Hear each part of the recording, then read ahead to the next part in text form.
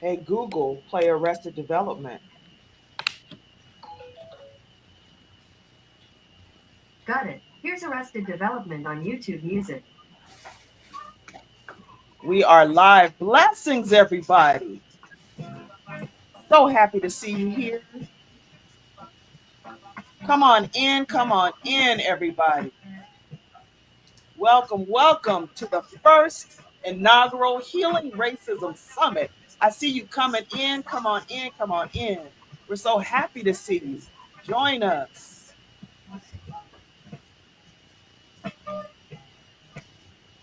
We're making history today. I am Love Tashia Asante. I'll be your host and moderator today.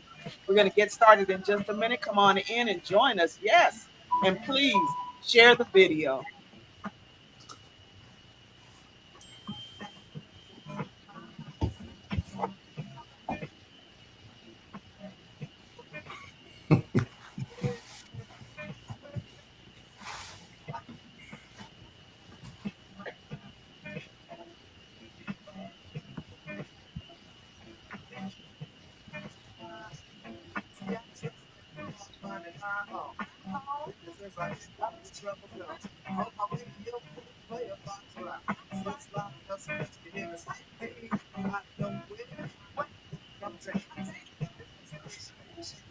Come on in. Come on in. Welcome, everybody.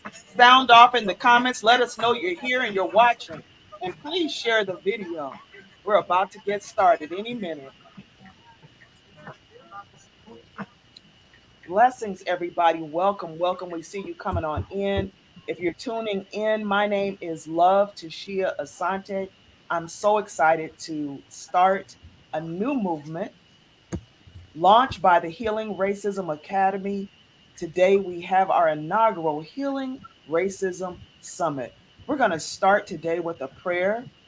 We're going to open up. Of course, we have to invite God into the mix because we can't do it without the Master, right? And then we're going to go right into libation, honoring the ancestors. I'm going to ask all our speakers to mute your phones so we have a clean opening and a clean recording.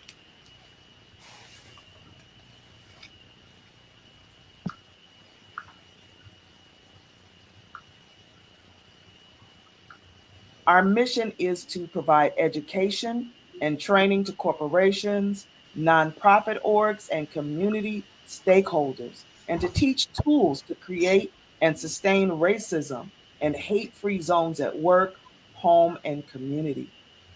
Our vision is to facilitate and support restorative justice efforts and to counter the effects of racism among the most vulnerable of our citizens.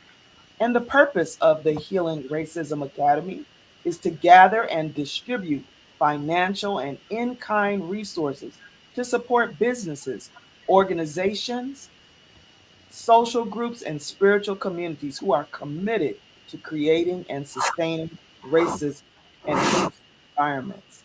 And if you're just tuning in, my name is Love Tashia Asante. I'm the founder, and I just want to give thanks. I'm about to tell you all of these incredible speakers that we have. But first and foremost, thank you. I see you coming on in. Black Acupuncturist, yay, I know you're supposed to be on here. You were having opening challenges, so we'll get your comments and thoughts, of course, the best way that we can. No worries. Hey, Donnie, welcome, welcome, everybody. Come on in, come on in. So we're going to open with a prayer. I'm going to just take folks out so that we can have our prayer and be focused on that for just a moment. I'll put y'all back in just a minute. And so, what I want to say is because we know that we all walk our individual paths with our faith, I'm going to ask you all just to go into the consciousness that supports your belief and the way that you see God. So, whether you pray to Allah or Ludamare or Jesus Christ, we ask that you embrace the holy divine spiritual energy that resonates with you. And we're going to invite now our elder, my beloved, my brother, because you need family. You can't do it without family. And I'm very excited to introduce him, Mr. Francis Covington. who is CEO of Covington and Associates, a phenomenal and powerful organization that helps to maintain cybersecurity in our world today. And that's something that we all can't live without. So, without further ado, I want to introduce Francis Covington, who's going to give us our opening prayer. Good morning. Father, we thank you for this time to come together and for this opportunity to learn and heal. Father, we ask that you help us to set aside anything that would prevent us from being fully present with one another today. While we recognize that this is not a time of worship, we do praise you today and praise your holy name. Father, we ask that you guide our time together today and help us grow in our understanding. We hope that the messages we hear and learn today will help us so that we might be changed from the inside out. Father, we ask that you would be at the center of our time together today and that we would grow in our love for one another. In your name we pray, Father. All God's children, please say amen. Amen. Thank you. Thank you. Awesome, awesome, awesome. So we want to come back in and invite, I'm going to try to bring all the speakers back on. And we'll be taking you on and off the studio. We've upgraded twice to have over 20 speakers, but for some reason it's not reflecting that. But we're going to just keep going. We're going to do the best we can do. And I'm going to ask everybody just to stay in the studio because I'll be bringing you up as we go. I think I've gotten, yay, Aloye is here. Okay, awesome. Let's check your sound, Aloye.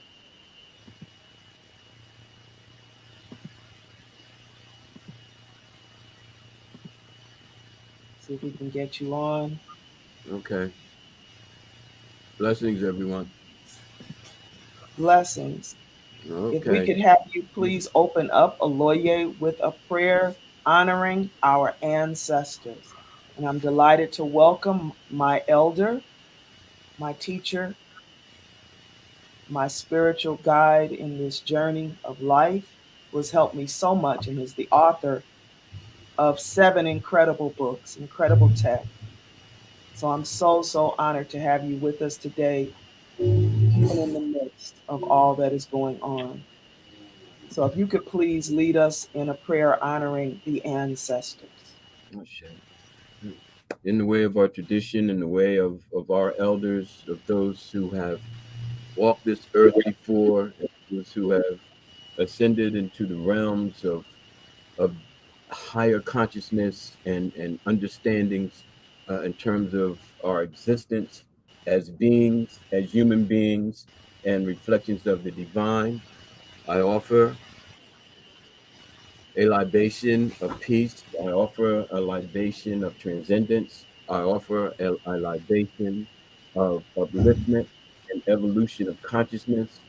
I offer the introspection, the intrinsic element of change, because without change from within, it is difficult, if not impossible, to change that which is beyond the heart, beyond the mind, beyond the soul. So, as this venture takes forth, as this journey begins, I give homage to all that have come before, to all whom have laid down their lives, who have laid down their spirits, and to all who have stood up against the challenges of just being and have overcome the tentacles that strangle the very life essence.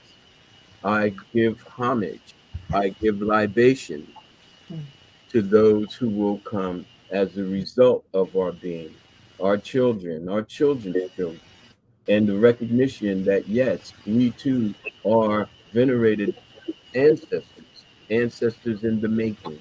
And what we become, what we live to represent, will be what they, our descendants, look back upon as building blocks to the pyramid and the inner life that they seek and they construct so that they too can continue this hardening, this very, very difficult journey, this thing called life. And in the name of the ancestors and in the name of those spirits who have become embodied as our guiding lights, I say, Ashe, and I give thanks to all who are here. I give thanks to all who embrace this historic moment, this moment when the red, black, and green was actually made to be Yes. by the Honorable Marcus Garvey. So this day holds a special significance in terms of how we are ancestrally bound to do that which is the best for humanity. Ashe, thank you. Ashe, Ashe, Ashe, Baba. Thank you so much for that beautiful opening prayer. And we give homage and we give thanks today. Aboru, Aboye, Abosise. And we see some of our speakers who were having trouble getting in. I want to welcome Rhonda Coleman, who made it in. I also see Awo Akinkugbe Oduwole Karade, who has joined us in the chat. He couldn't get the technology to work, but he is here with us. So we give thanks. We give thanks for that. I want to just start by thanking our sponsors. You know, this is work that is very hard to do, and we can't do it without the support of community and family. So I want to thank our incredible sponsors, especially One Small Planet organization, as well as the Calliopeia Foundation, who both donated close to $30,000 to this work that we're doing today and are going to have promised and committed to support us in other ways. I also want to thank the Chase Foundation for nominating the Healing Racism Academy to be a part of their network of donors and investors who want to support healing racism. And I hope to have really incredible news about that as well, because we can't do what we do without that support. Our technology costs, the buildings costs, the materials costs, and you as speakers deserve to be compensated for your time and your energy. So we hope and we pray that we will see the manifestation of this visit. I want to also just thank all of our speakers today, and I want to speak their names, even the ones that couldn't get on the technology, because all of these people are luminaries, they're icons, and they have been on the front lines. I selected people who have been on the front lines doing this work for many, many years, starting with Brother Jeff Fard, founder and educator. You're going to hear from him later, and he is founder of the Epic Brother Jeff's Cultural Center, as well as the Say It Loud, which is a print newspaper and online newspaper. He is also host and producer of a new show on Facebook, Facebook Live. If you haven't ever seen him, he truly is bringing uncensored commentary.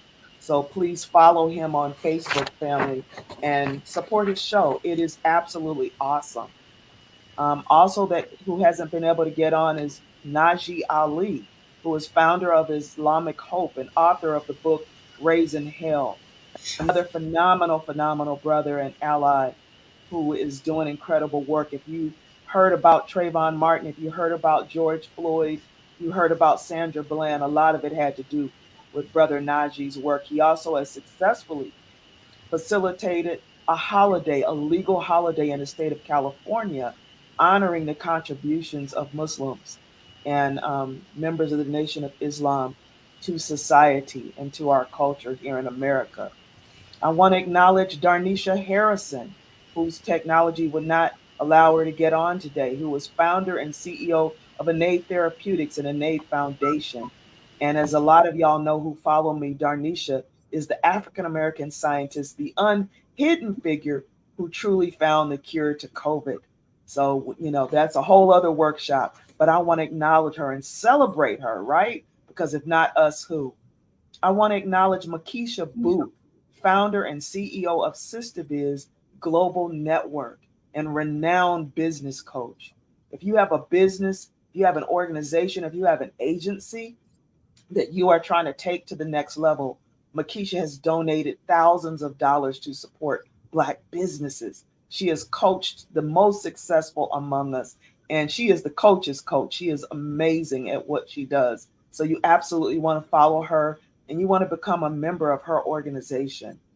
I want to recognize Sanja Leftwich, who is founder and CEO of JNS Marketing Services. She also produces a grant making training event where we can learn how to write these grants and get the funding that we deserve and need to do our work. And she's a phenomenal nonprofit consultant. She's in Cleveland, Ohio. The sister is doing fabulous work. So please use her services, join her training, get grounded and centered so we can do our work more effectively. I want to introduce Cleo Manago, who is founder of the National Amasi Wellness Centers. I can't even, those of you who know me know how much of an influence Dr. Cleo Manago has had on my work and the movement and the work that I've been able to do. He is often featured on national TV. He's part of the, go-to guest on Roland. If you've seen Roland Martin's show that he used to do on TV One, which is now on Facebook Live, it's hundreds of thousands of people. Cleo is one of the go-to guests and speakers on that show. So we give homage to him for the movement that he's created to uplift and empower Black people. I want to acknowledge Oloye Ifa Karade, college professor, educator, author of 7 books, and founder of the Karade Nation, who has done incredible work in healing people, in taking our traditions, our African traditions into the prison system. He has, changed out elekes. He's changed out bling and gold teeth for elekes, for the jewelry of our sacred ancestors. He is an incredible leader and healer in his own right. I want to acknowledge Oriade, Dargara elder, Ifa priest, law professional, and educator, who is on the front lines doing the work to make sure there's no misuse of police power, to also educate people on gender expression, on the importance of love, of medicine being the love, as well as uplifting our traditional African practices. Welcome, Oriade. We thank you for your service and your good work that you continue to do in the world. I want to acknowledge D. Pepper Massey, CEO of Noble Trinity Enterprises, former national director of national engineering for Comcast and Cisco, 2 of the largest telecommunications companies in the world. She is our tech czar. She is also a book publisher, and she is publishing the works of authors who want to help facilitate the end of racism and the end of all forms of discrimination and just bring positive energy into the world. So we give thanks for you, D. Pepper Massey. I want to acknowledge Walker Beverly, founder and director of Advancing Steps and community activist. During the pandemic, Walker Beverly, who happens to be my cousin, y'all, he was out taking trunkfuls of food to the needy, delivering it, personally delivering it, and distributing food. Even though, he has an incredible career in academics, all of the work that he continues to do, his new organization is educating and empowering formerly incarcerated individuals, right? Those people who come out of the system, who we know so often there's disparities in the justice system by people of color, BIPOC people, who are often falsely or disproportionately imprisoned. Well, Walker is helping them rebuild their life through his new organization, Advancing Steps. Y'all, please follow him and support him and donate to the work he does. I want to acknowledge Danielle Combo, who is vice president of the Colorado Black Women for Political Action. She's also a political consultant and campaign director. So she's an attaché of the White House, the Biden administration. She is doing phenomenal work to ensure that there is diversity in our political landscape and is currently representing 3 amazing candidates in the Aurora area. So please support her, use her services, refer her. She just happens to be my daughter. Yes, she's phenomenal. And I don't know if Sue got on here, but I want to acknowledge Sue Weebly, who is the CEO of Inspire Radio Show. She's also a Christian minister and theologian who is just doing phenomenal work. And she brings people on her radio show and helps publicize and get visibility for your products and your projects. So y'all look her up and follow her and be a guest on the show. I want to acknowledge Awo Akinkunbe Karade, author of the epic book Path to Priesthood. He's also a producer of Black World Minute, because when they banned the teaching of Black history in America's classrooms, this brother took it upon himself to create a TV show on YouTube that would promote Black history and celebrate and tell the stories that they would like to make invisible in America's classrooms. So we give homage to you. I want to acknowledge Ia Sequoia Caraday, business developer, founder of the Caraday Gymnastics Center, which is an Olympic training facility in New Jersey, family. So this sister is getting our youth ready to compete in the Olympics. And she's not only doing that, she's now into investments and investment consulting and business development. So she's helping to develop properties and businesses and make sure that those dollars are channeled into organizations that represent a diverse contingent. So we give homage to you. I want to recognize Ia Oshanike, who is founder of the Institute of Whole Life Healing in Lexington, Kentucky, family.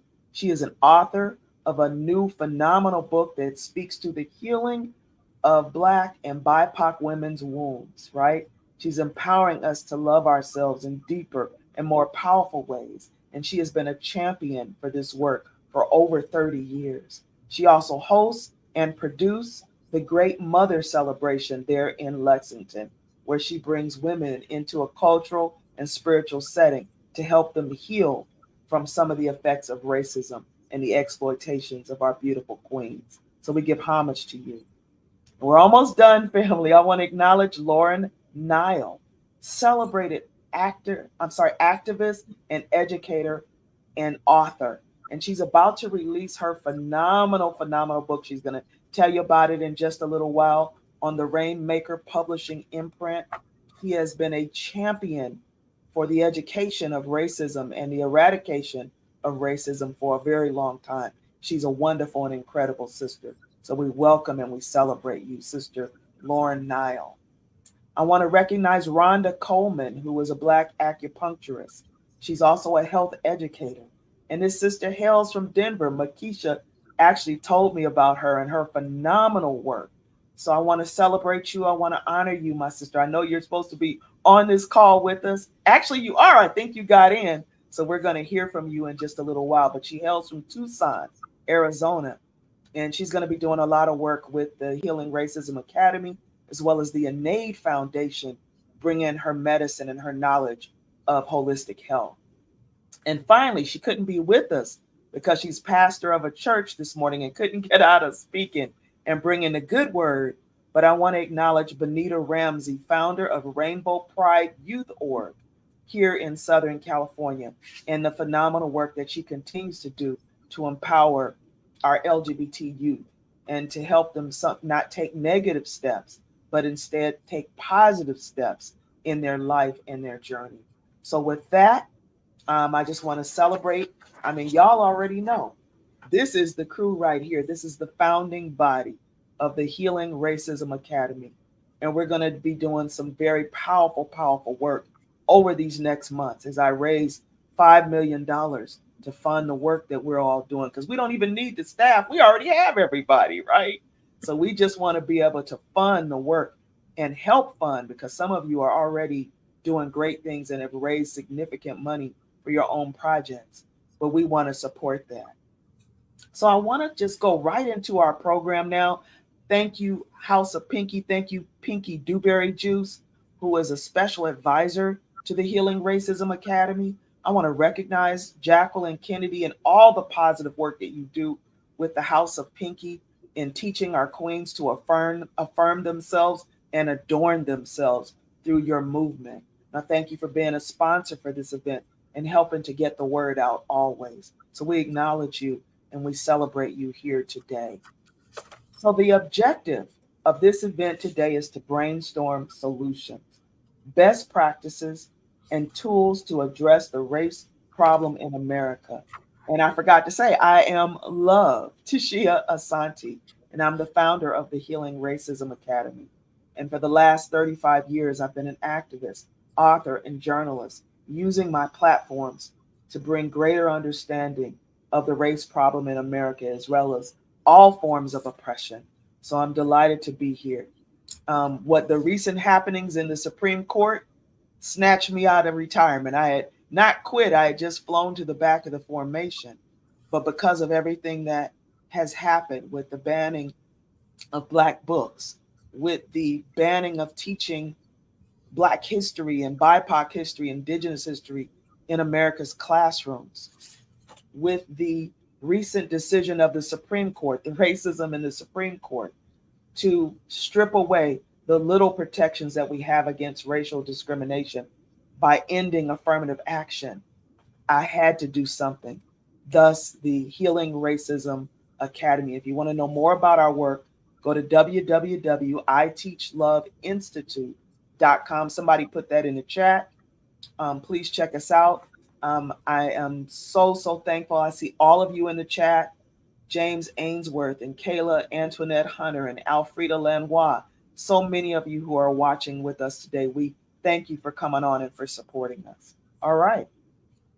So the objective of this event is to brainstorm solutions, best practices, and tools to address the race problem in America, and to explore paths to healing for the victims and survivors of racism and their families.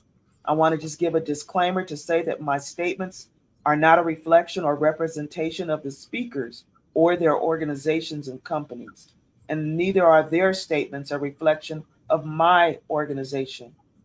In lieu of their extensive knowledge of the race problem in America, I've asked our speakers to speak today on solutions. I also state that we practice respect for every human expression and that all will be honored. And I ask that we avoid negative, sweeping generalizations of any ethnic or cultural group. And I ask that we be direct in our words and our statements, but in the words of the late, great Dr. John Henry Clark, let us practice civility, i.e., the act of being civil with one another, regardless of differences. Our speakers today are going to be talking about the 10 pillars of racism that are taken from the blueprint for healing racism that I have today, August 13th, published on the website for the Healing Racism Academy.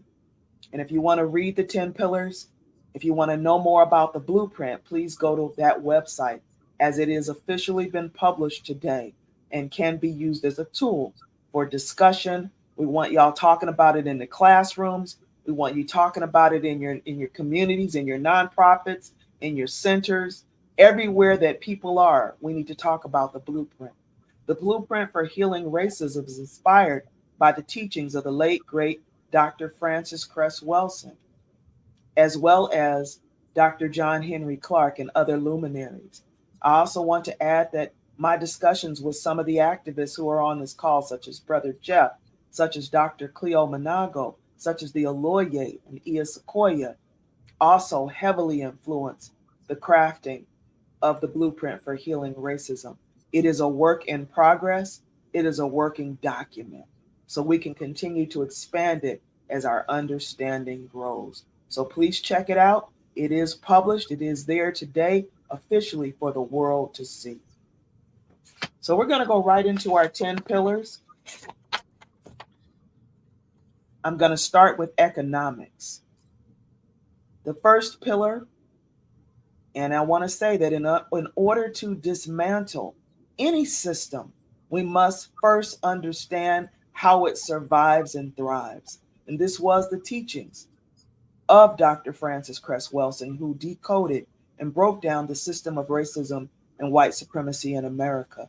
So these teachings truly are inspired by her brilliance.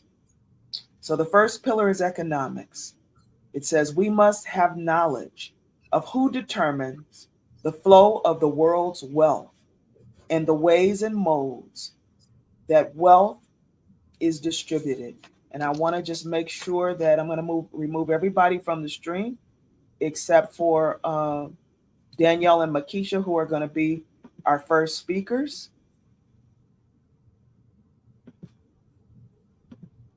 Y'all bear with me.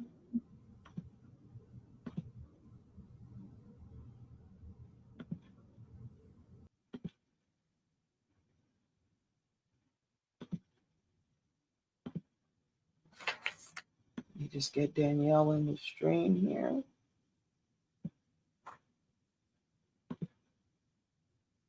Okay. Good morning. I have a short time here with us, unfortunately. Awesome, awesome. Well, I know you are running 3 campaigns simultaneously, so we're going to get you on here and hopefully get you off really as quick as we can. Thank I you so, appreciate so that. much. I So the appreciate that. question that I have is, what actions can any person take regardless of their position in life? So you don't have to be Jay-Z, you don't have to be P. Diddy or anybody else, okay? To ensure a broader distribution of wealth.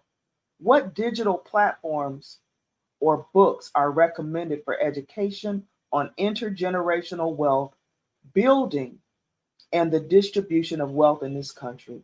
And I want to welcome Makisha and Danielle. Makisha, would you go first, please? Sure. All righty. Can you hear me okay? Yes. Okay. Good morning, greetings, family. I'm honored to be speaking and joining you for this community town hall. Thank you, Love Tashia Asante, for the invitation and for your leadership in coordinating a solutions-based discussion. I appreciate it. We need it right now. The pendulum is swinging right now towards the opposite side of the response that we got from the nation in support of fighting injustice in 2020. So we definitely need to talk solutions and action now more than ever. So my answer to that question: what are some things that the everyday person can do? Um, First and foremost, I think that I would love to say that before yes, it's important for the individual to work, but we really need to work collectively. And there's 2 areas where there's a ton of things I could say right now, but I have 3 minutes. So there's 2 areas where I think we should work as a community. And the first is in assets and equity, and really individuals and the community investing in education and literacy so that we can understand assets and equity and wealth building. And so assets are resources that hold value, like real estate, stocks, businesses, and equity represents our ownership in these assets. And we really need to work on creating more inherited wealth so that we can build and close deals and own property and continue to increase our access to resources in the community and dismantle systems of oppression. So some of the shifts that the everyday person, the everyday business owner can make are going from being a tenant to being a landlord, going from being an employee to being an employer, going from being a consumer to being a producer or an investor. And some of the things as a community that we could do are build studies and programs where we can identify ways to cultivate more Black on Black mergers and acquisitions and shared equity structures. So assets and equity is the first piece. And then the second one is mass production and scale for businesses. And so transitioning our businesses from small batch, mom and pop micro operations to being going from home base to mass produced in commercial space, going from being in the kitchen in the outdoor markets to being on retail shelves and owning storefronts, and going from being business to business, and landing our large corporate and government contracts and moving from the smaller daily transactions that leave us below the 6-figure line. So those are some things that individually we and as a community we can work on. 3 bodies of work that I think are important in this work, because I feel like everybody is talking about the things I just said. But 3 things that I see constantly getting in the way of that work is literacy and mindset work. So educating yourself, as you said, reading books like Think and Grow Rich and listening to 19 Keys and all the things, and healing yourself, detoxing. And so healing and education of yourself so that you can contribute to this work. And then building an infrastructure, because we may have solutions, but we need systems and operations expertise to implement. And then finally, we got to work on culture, common agreements, shared values, things that hold us together and unify us and keep us sustainable through tough times, through disputes, through infiltration, and all the things that threaten our success and dismantle our efforts when we do gain traction. So I hope that was 3 minutes and that was quick enough. That was awesome, Makisha. Wow. That was We excellent. could just close the conference. I think you said it all. I don't need to contribute to this. Danielle, I'm gonna bring you in. All right, hold on. Let me put you on solo. Oh, awesome. Danielle Well, Young Tombo. Oh, you're very dark there, lady, but that's okay. am We I? can hear you well. Yes. I see myself regular. That's So okay. so That's sorry all if right. you Let's cannot keep see me. going. I'm in my home office in my bedroom, so I There keep you my are. husband out for this. Okay. But I just want to thank you so much, love Tashia Asante, for putting on this incredible event, and thank you, Makisha, for being here. All the work that you do with Sister Biz makes us so proud. Like my mom said, you know, she definitely loves to promote what I'm doing, which I really appreciate. I am very much engaged in politics, particularly in the state of Colorado. So if you're from somewhere else and you're joining us, just know that there are resources out there for you. If you're thinking about economic empowerment, economic initiatives, you absolutely have to start at the local level in politics. And my involvement with municipal campaigns this election is very important, and we need everyone to get involved. These are the people who affect your everyday life. I know we love to vote in presidential elections, which is great. It's sensational, gets a lot of attention, but these off-year and midterm elections have a very low voter turnout. And when you're thinking about empowerment from an economic perspective, you have to go to the city for economic development. If you want to think about land ownership or ownership in general, you have to deal with the city. So your elected officials at the city level and municipal level are very, very important to being able to make that progress for our community, for all communities. So I will urge you, everyone, to go to iwillvote.com. You can select your state. It'll tell you what elections you have coming up. There is an election this November, November 7th, in the state of Colorado. We will have, for the city of Aurora, we're having elections for our mayor, for our city council at large, for other city council races as well. Again, these folks represent your everyday life, from trash pickup to your infrastructure with your roads. We have school board elections as well that affects your schools. And even if you don't have kids, you know that strong schools affect the economy, because those kids go on to be supporters of the economy, to be the business owners and the leaders and the future elected officials. So our public schools have to be strong and supported and well funded. Our teachers have to be taken care of. So I am on this call because I am a purveyor of a strong democracy, and we need everybody to be involved. We have 250,000 people in the city of Aurora, and only 7% of eligible voters are voting in these off-year and midterm elections. So just thinking about that number and that very low number, and it's our young people we need to get out the vote. A lot of you have 17-year-olds, 16-year-olds in the state of Colorado. They can be registered to vote. So by the time they turn 18 and they're ready, they're already ready to go. They can vote. So, and you can register to vote up to the day of the election here. We're very fortunate, but please do check to make sure your registration is up to date no matter where you live. Again, this is how you make a difference. This is how, in addition to having the financial wealth, you have that political wealth and strength as well. Our community is very influential in politics. Everyone on here who's watching, who's supporting the Healing Racism Academy, we know you cannot heal racism without the power structure involved to support it. So please, please do get out the vote. I'm actually on my way to a political event right now, which is why I can't stay on with you, unfortunately, because I've got to get out and get that work. I was on the doors yesterday with my candidates. If you don't know Dr. Thomas Mays, he's running for city council in Aurora at large, and I'm his campaign manager. So please support any way you can. I've got to get in front of in front of community and get out the vote, and I'll be doing that. And that's what I'll be talking about over the next few months until November 7th. So I'll rest on November 8th. And I thank you so much for having me. Again, I love the comment. It says, if you're not in politics, you're not in business. Absolutely. It goes hand in hand. You have to have that influence within the power structure. So I thank you for having me and letting me share my 2 cents. Awesomeness. Thank you, Danielle Combo. And I know we're going to have you come back on. And I would love it. What Spirit just said to me is that we want to actually have workshops on each of these pillars. So this is an introduction. This is what that funding is going to support. But we need Makisha to come on and do a master class, a teaching with us around this economic structure. So if you're interested in that, definitely enroll in Sister Biz.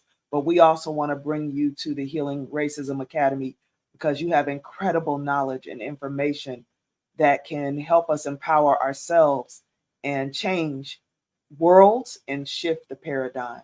All right. So we're going to take you off just for a moment because we're going to bring Makisha back in just a little while to talk more about the work that she's doing. Okay. All right, family. Let's bring up our next group. Let's see if I can get you off the screen here.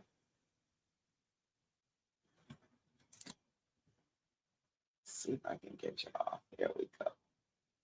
All right. We're going to now we're going to go into our next pillar, which is education. And I'm going to bring up Lauren Nile, Oloye Ifa Karaday, and Brother Jeff Fard. Let me add you to the stream here. Let's see if I can get you on. There we go. It's Brother Jeff. Here is Lauren. And Oloye.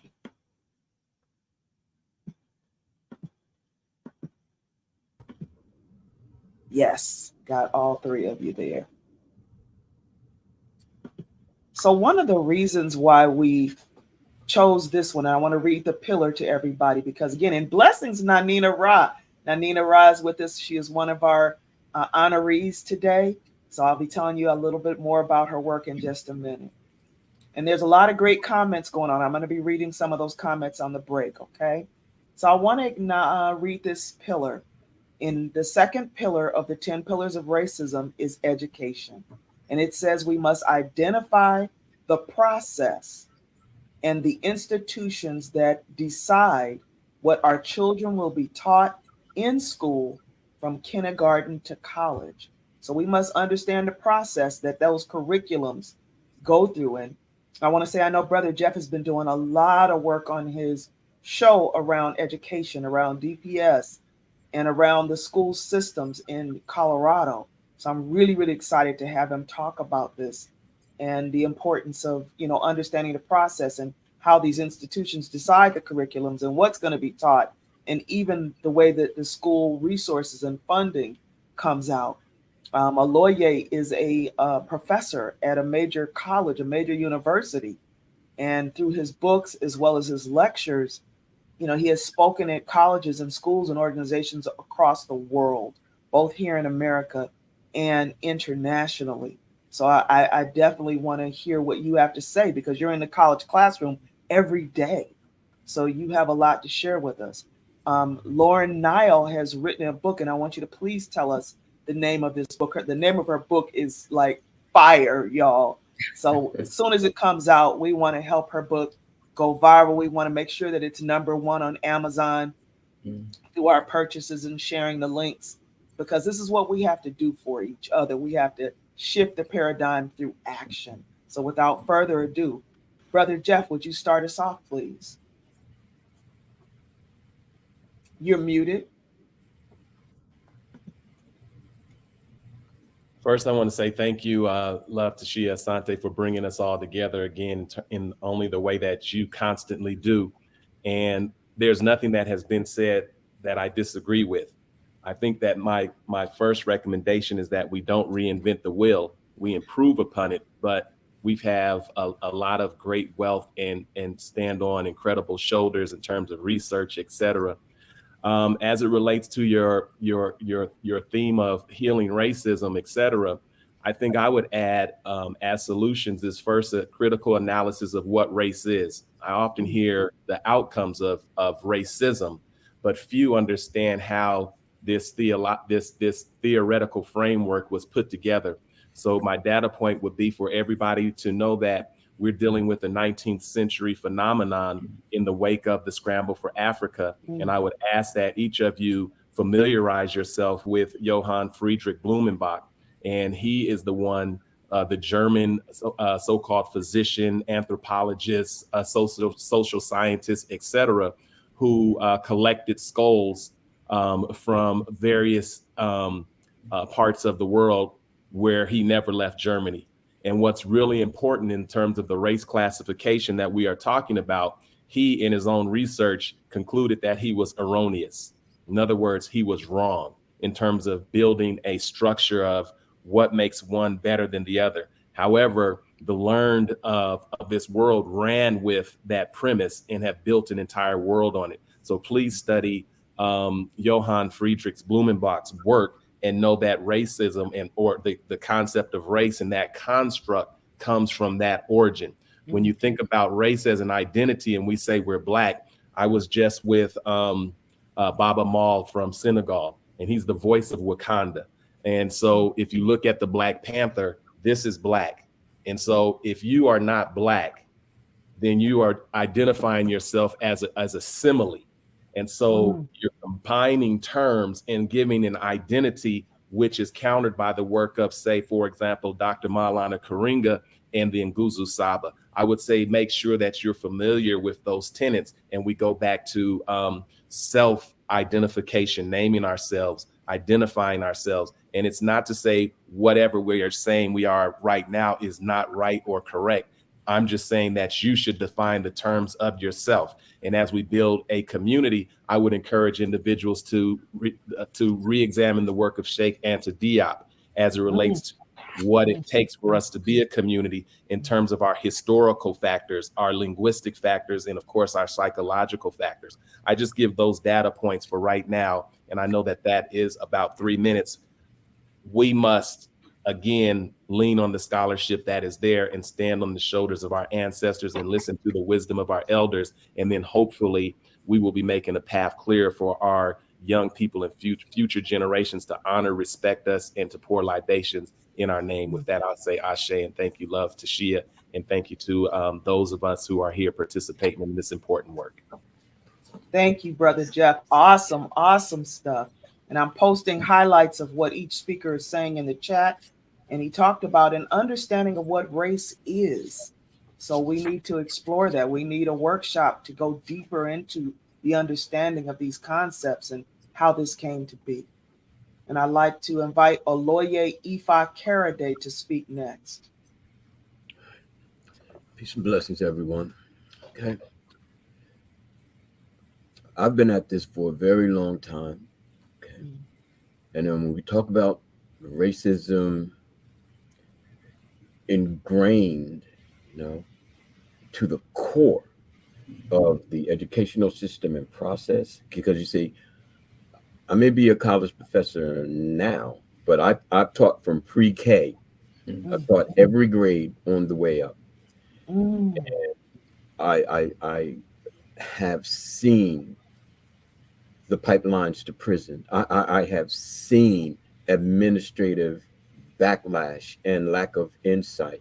I have advocated for students whom I knew were absolute genius, but because of the lack of inspiration, the lack of fulfillment found within these institutions, they unfortunately do not have the opportunity to let their light shine.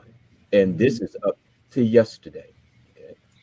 Right. So I retired as a secondary school teacher, then went into the college arena because the battle continues there as well. Apparently, those enlightened academically aren't as enlightened when it comes down to the social mores and ethos that have as a part of the toxicity of a societal structure very, very high in terms of the intensity and the damaging effects. So, and as a part of a solution, okay, one is to recognize that racism has various forms, various levels, and again, toxicities, each held within a massive number of tentacles. And each one of those tentacles has to be dealt with by those who are warrior educators, like warrior priests, okay, who are not afraid for sake of job, for sake of entitlement, for sake of arrogance, to stand on the shoulders of those who created the bucket schools, of those who took from the enslavement of our people and said, no, just because you can't read and write English, that doesn't mean that you are ignorant. That doesn't mean that you are bestial. That doesn't mean, that you are not civil. That doesn't mean that you haven't come from a civilization. They are discovering, as we speak, more and more forms of literature and written response to life on the continent. But there's not a part of the system, the systemic teachings that empower we as an African people. But that doesn't mean that the knowledge is not there. Okay? As Brother Jeff pointed out, there are authors, there are numerous accounts, but the curriculum doesn't allow for it. The system in itself doesn't allow for it. And we see, as I present to my college students who are just as behind as, say, a middle school student when it comes to the recognition of our empowerment and our contributions to the world, to humanity, that the statistics speak for themselves. The statistics for those who are incarcerated, when it comes down to literacy, 65 to 75%. Juveniles, 65 to 75%. The total reading of our people, in terms of literacy and proficiency, it's like 12 to 15%. But yet we're forced to go to school and learn what? I'm right here in New Jersey, and hardly not one student has heard of such greats as Sheila Oliver, okay, the lieutenant governor of the state of New Jersey. A Black woman raised in an urban environment who worked her way up. She just passed several weeks ago in office. Why aren't the schools teaching that? Why do I have to fight the system to have math teachers put up pictures of Benjamin Banneker and other noted people within an all Black school with Black administrators? You see? So when it comes down to education, we need warriors. We need those who are unafraid to take the information in spite of affirmative action or the lack thereof. Okay. In spite of the social status that comes with, oh, I'm a this and oh, I'm a that. Well, the struggle is in those public schools, as well as on the streets, as well as in the economic factors, the boycotting. Okay? We must unapologetically teach our youth, and with our genius, devise ways to do it within the system. Because I'll tell them in a minute. I will infiltrate the system, and it will bow to the bidding of that which is right. It's only right. And when you see these students evolve and demonstrate their genius, as opposed to, again, being put on the bus to prison, then it's like, well, it's really very simple. All you educated individuals, teach Thank from you, the Baba. okay. Thank you, Aloye. I know we need a workshop from you because I know that's all right. That's all right. We Thank need you a so lot of much. workshops. Okay. They're coming. They're coming. We're gonna do All this. right. All Thank right. you Thank so you for much, bearing with Professor. me. All right. And we have Lauren Nile. could you please, my sister, tell us the name of your forthcoming book? And please respond to the question, and I'll read it again. What actions can people take to ensure students of all ethnic backgrounds have access to quality education? What actions can people take to ensure curriculums and history taught in schools is an accurate reflection of the people, their history, and the world? And just to preface that by saying, because I know there were people who didn't know when I was doing the promos for this series, and I talked about Black books being banned in classrooms. Someone was like, "What?" They did not know that this had recently happened. Yeah. They did not know that these teachers now in certain schools, I think it's in Florida, with DeSantis or DeSantis, whatever his name is, he decided and put out legislation to ban Black history from being taught, Black and BIPOC history from being taught in the schools there. And he forced the teachers now, there's a whole big thing out to teach that slavery was a benefit to the African ancestors. This is the newest thing. And they've been banning, I mean, not even revolutionary books, they're banning books by Maya Angelou, poetry, right? I was like, okay, Dr. Francis, that's a little cutting edge. Okay. But they're banning little Maya. So anyway, Dr. Niall, could you please talk about this? Thank you. First of all, thank you, Love, for the opportunity and the privilege of being on with such amazing, brilliant speakers, and for your confidence in having me speak for a few minutes. Thank you so much for that. Yes, I really do believe that education is not the only, of course, but one of the most important ways that we can, as a society and certainly as a people, combat and heal racism. I really do believe that at the core, well, racism, among other things, I mean, there are many definitions, of course, but among other things, it's the belief that one is inherently better than, superior to someone else based on their race, or that someone else is inherently inferior to someone else based on their race. In our world over the last 600 years, the structure has been Europeans are just inherently superior intellectually and in every other way to all people of color on the earth. That's been our sort of the intellectual structure of racism for the past 600 years. In order to dismantle that, I do believe racism is one of our most important tools. And it's important that we know lots of things, but one of the most important things, I think, is history, which, Brother Jeff and Brother Oloyo has been talking about. Because in 30 years of doing workshops on diversity, I have heard all kinds of comments, and people often, they won't come up to me, they won't rather share them in the group, but they'll come up to me afterwards and they'll say, well, what did y'all contribute? The reason you're not in the history books is because you haven't done anything. If you had done something, you'd be in the history books.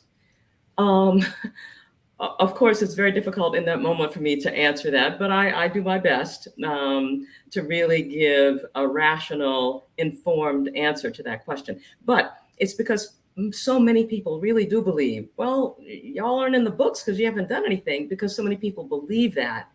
And that then frames their whole reference for superiority, inferiority of people, of cultures, of civilizations, that this issue of teaching Black history in schools is crucial. Now, so many people say today, well, so many white politicians and others say, we don't want white kids to hear about slavery because we don't want them to feel guilty. We don't want them to feel bad. You know what? African-American people could say, well, we don't want our kids to hear about slavery because we were the slaves and that's embarrassing. No, that's not what we do. We say, this period of slavery was a very small chapter in a glorious history that we had prior to coming to this hemisphere. That's how we teach our children. Slavery is nothing to be ashamed of. It's a short history. This is how it happened. This was able to happen. And this is our history long before that. That's how we teach our children. We don't identify as only that. We're proud of our ancestors that came through that. but we have a long history on the continent of incredible civilizations. The great civilization of Ghana, Timbuktu, Kush, you know them all. I don't have to name them. So that's how we teach our kids. So since we teach our kids that way, hopefully, my question is, why can't white teachers teach the real history and say, well, yes, this is what happened. Don't sugarcoat it. Don't make it any worse than it was, but you don't have to do that. It was so horrible. Teach it as it is, and then say, now, my hope, if it's a white teacher could say, my hope is that, hey, if I'd been alive at that time, I would have been one of the allies to African Americans. I would have been one of the people who would have been giving them safe haven, safe harbor on the Underground Railroad. I hope that me and my family would have and talk about the white people at the time who were allies, so that white kids can know, oh, there was something else going on. And hey, I hope that I would have been one of those people. But don't say we can't teach it because our kids are going to feel guilty about it. Teach it, but teach it in such a way that they know, hey, I don't have to identify with enslavers, and man, am I glad we don't do that stuff today. Those folks back there were crazy. That's how you teach it, such that kids know the real truth, but don't have this emotional connection to either shame or guilt. Let's just tell the truth. But it's important, because if we don't, yes, I think many, many people will still feel, well, they're inferior. Look at their history. But in terms of a solution, one of the things I say is run for school board, because anybody, it's local school districts that determine curriculum. It's the federal government that has an influence on educational goals. It's states that really have the say over how much money goes to education, and they develop the standards. The federal government sort of influences the goals, the states determine the standards, but it's local school districts that really develop the curriculum, and the state boards of education have something to do with that. But it's really at the local level that happens. So I say to a diverse group of citizens, run for your school board, because we have to have a voice. It's one thing to be on the outside pressuring the school board. It's another thing to be on the inside with power to influence the school board. So I say run, because those people who have a different vision for how history should be taught, et cetera, run for school board all the time. And so we really do have to do that. One other quick thing before I close, and that is that, if we don't learn our history, we're doomed to repeat it. And so it's important that we know what happened in the past in order to know what to do in the present to avoid it in the future. There was a program on in the early 70s. I was an older teenager by then, but my younger sister was young, and I was watching an after-school TV show with her. It was a dramatization. Two kids were fighting, a white and a black kid. And one of the things the white kid said to the black kid is, well, what have your people ever given to society other than grass huts and fried chicken? And I had to talk to my little sister about that and explain. But that is the kind of thing that really on an unconscious level, and sometimes on a conscious level, is in people's minds. Yeah. So this whole issue of teaching history correctly and accurately, and being sure that we're on local school boards so that we can indeed have power to make that happen, is crucial. Education they say education globally is the greatest key to eliminate poverty. That's a whole other issue. As Brother Oloye said, we need workshops. But hopefully I've answered, some of those questions such that it's helpful to some of our friends out there. Thank you so much. This is an amazing panel. Brother Jeff, I'm looking at you like you have a burning thing you want to add to this? Okay, because he's like, oh, this is my stuff. And if you haven't been following his stream on Facebook, Brother Jeff, if you wouldn't mind posting the link, or if you want to text it to me, the link for your show, because he has really been doing a lot of education around the role of the school board, around the role of representation in that, as well as the challenges that those leaders face on our school boards. That they're being impacted by racism, they're being impacted by discrimination. So his work is really important in making sure that we have inclusivity and diversity in those spaces and rooms. So definitely follow him, fam, and get the books. Lauren, you didn't say the name of your new book. Thank you. Love, the name of my new book is called On Race and Religion, My Journey from Jim Crow to Mysticism. And Wow. it's two memoirs. It's my racial memoir, growing up in the 50s and 60s under segregation until I was in junior high school in New Orleans. So it's my racial memoir, and part two of the book is my spiritual memoir, in which I talk about my journey from Methodism. I was born and raised in the Methodist Christian church. My journey from Methodism to mysticism, and that is my journey in which I found a lot of what I consider to be great and deep spiritual truths in many of the Eastern mystical traditions. Can So you say that again, title it's one more time? On race and yes, religion. on race and religion, my journey from Jim Crow to mysticism. Wow, that's a mouthful. I know a lawyer is like digging that title. It And should be, I think, it should be available now as a pre-order on Amazon. But if it isn't, awesome. it will be soon if it isn't. Awesome, awesome. Congratulations. And I know you're on Rainmaker Publishing, which we are part of our that publishing tribe together. So I'm so excited about that. And definitely support Aloye's books. He has many of them. One of his most recent books is a global perspective. And it's on Amazon. If you search Oloye Ifa Karade or Baba Ifa Karade on Amazon, all of his books will come up, as well as the epic and the classic book, the Yoruba Handbook of Religious Concepts. That is required reading to understand the migration of African spirituality and what happened as our ancestors were making that journey. So I want to thank this incredible panel. We're going to take you off stream and bring up our next group. Yes, and we're going to bring you back. Don't go. I think we have you on a couple other panels before you go out of here. So let's go off. Let's see if I can get you off of there. Okay. We're going to bring you back in just a little bit.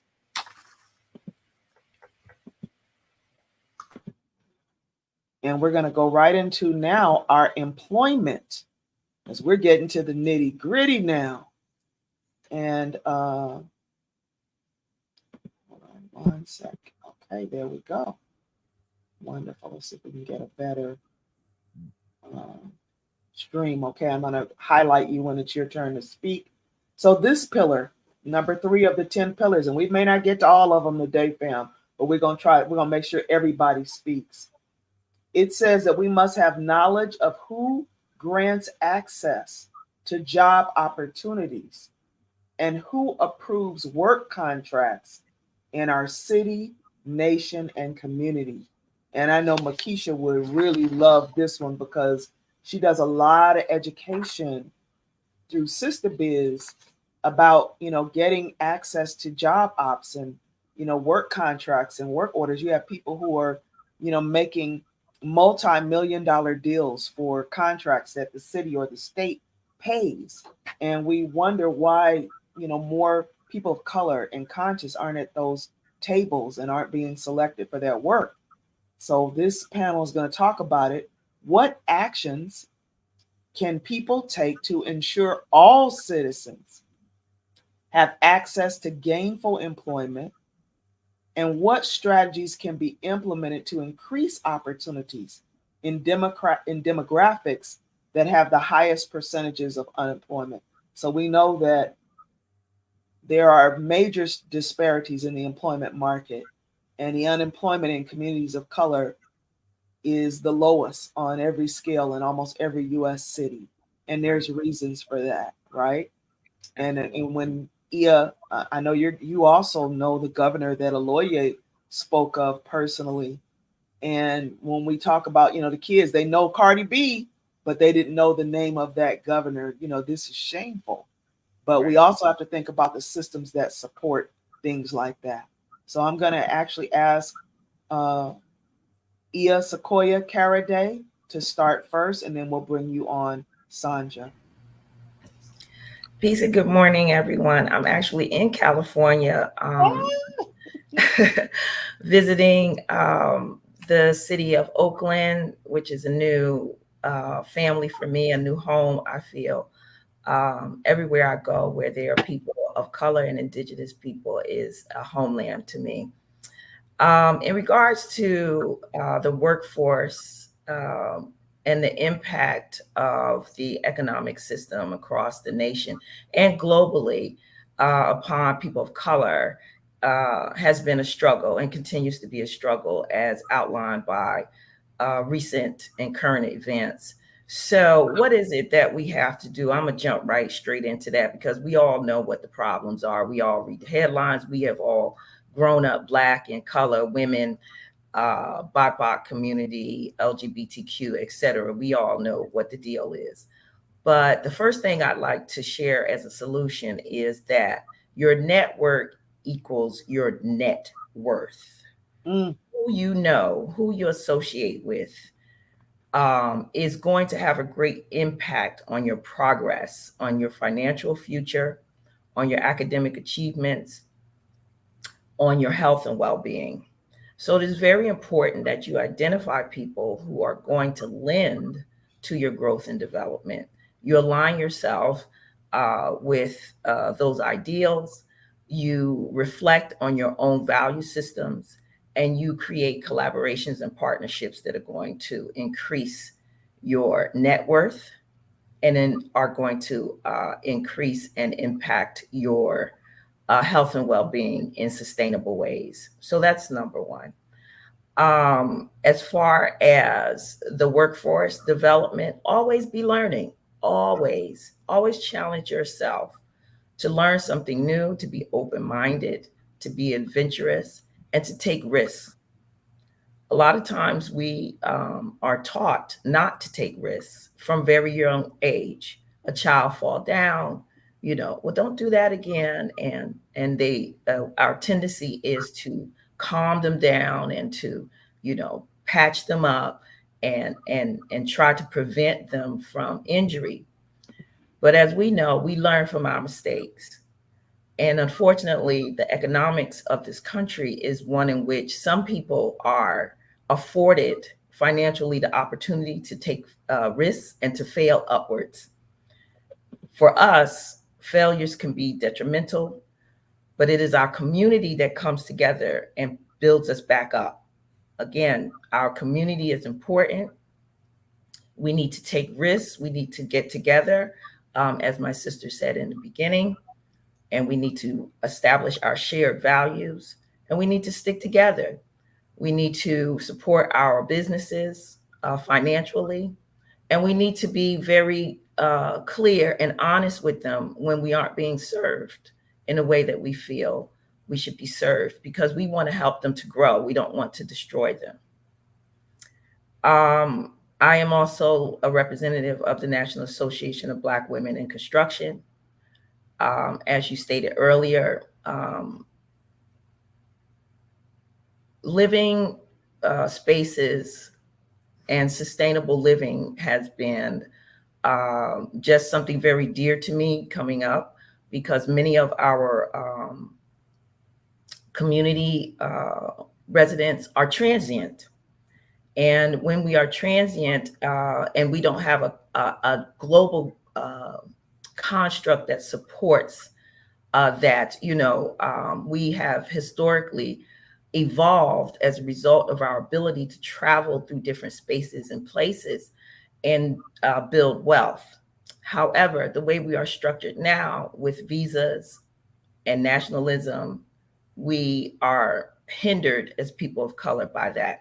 Some of the richest people in the world are multi-continental residents.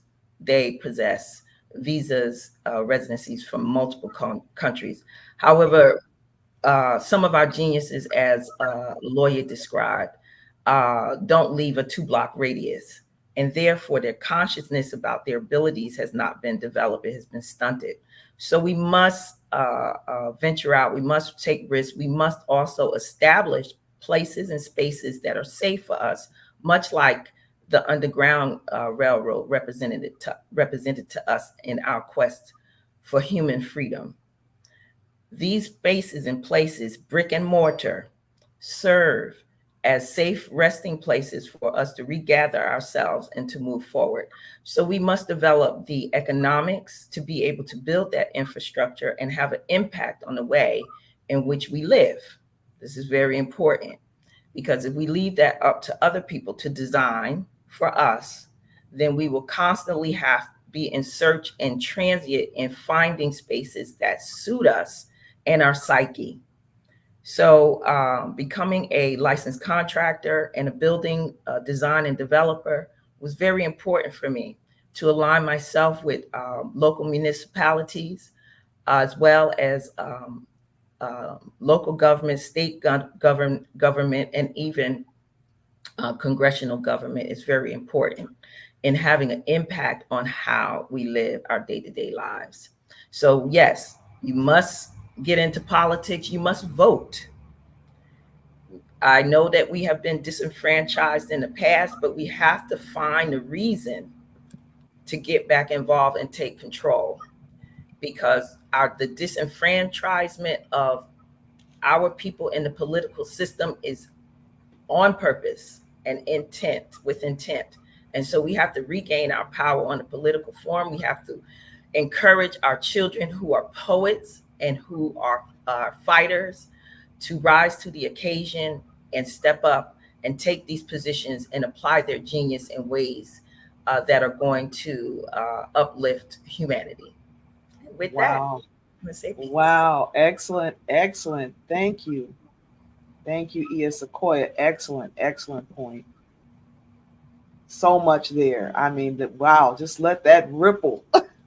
When we put some of the quotes up in the chat, get back involved in the fight against disenfranchisement, develop economics that can have an impact on the way that we live.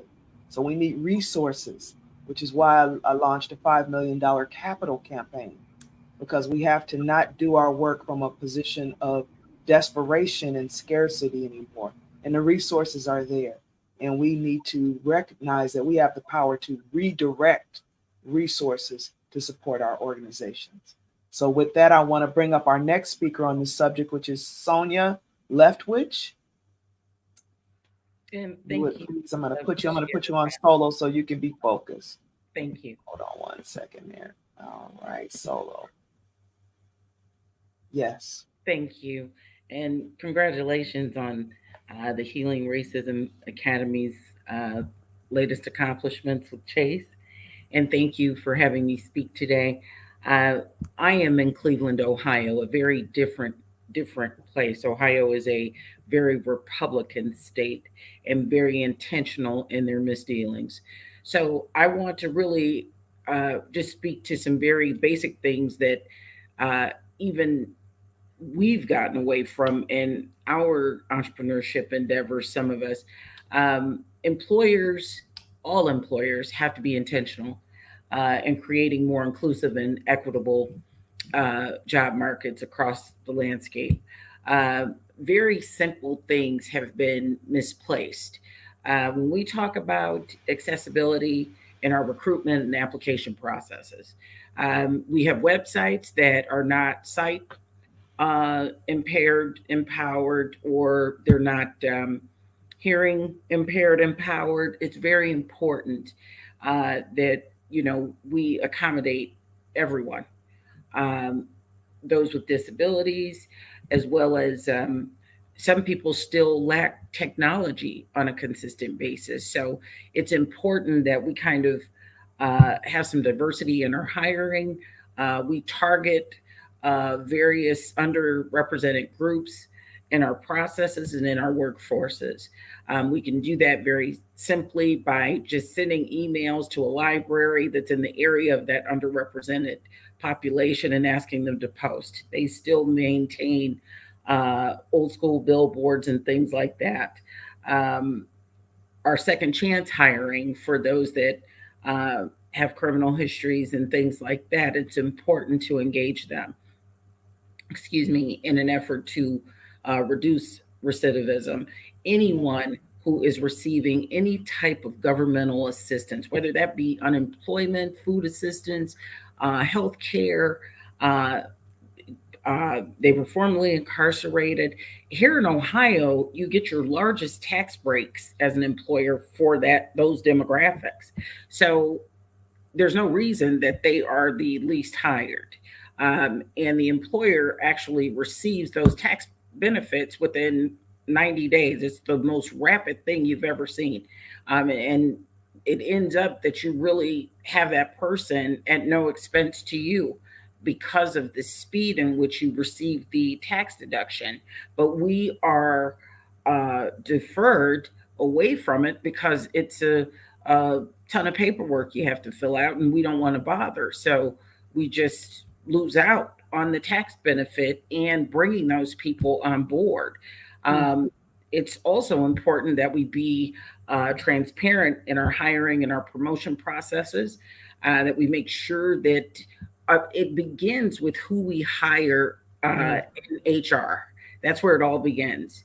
And the conversations that we should be having in our hiring meetings, our interviews, and things like that should speak to anti-discrimination policies, equal hiring and internal promotion opportunities. But that's not what happens in interviews. But that's what should be happening, because then we can deter the people who actually look to gain positions where they have the controls to discriminate. We can eliminate them. We really need to focus on, fair compensation, regardless of race, ethnicity, sexual orientation, those types of things. Our benefits packages need to support the well-being of our employees. I don't know if many of you have been keeping up, but since employers are now forcing employees back to work from working remotely, there's a major reduction in salary and there's a major reduction in benefits. And now here we are again with the quiet quitting. Everybody's was quiet quitting remotely, just not showing up, not logging in again, and just done. And now we're going through that in the workplace physically. Flexible work arrangements, remote work is more beneficial. It can eliminate a lot of discrimination.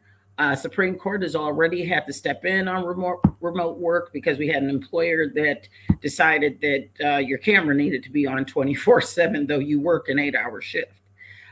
So it's really important that we be flexible, that we allow for the life balance in our workforce. Work-life balance actually will empower our businesses, whether we think so or not. We are collecting the data and we're using it improperly. We need to use the data for improving the workplaces and diversity and inclusion. We're right at time, my sister. You got about 30 seconds to wrap. Yes, please. Different resource groups for underserved groups can really be helpful. Mentorship and sponsorship can also be helpful. Skill up is always good. Community engagement. And as the previous speaker indicated, always learning. Aya Sequoia hit it dead on the head. Always learning, always upskilling is really important. Thank you. Awesomeness. Wow. Amazing information there.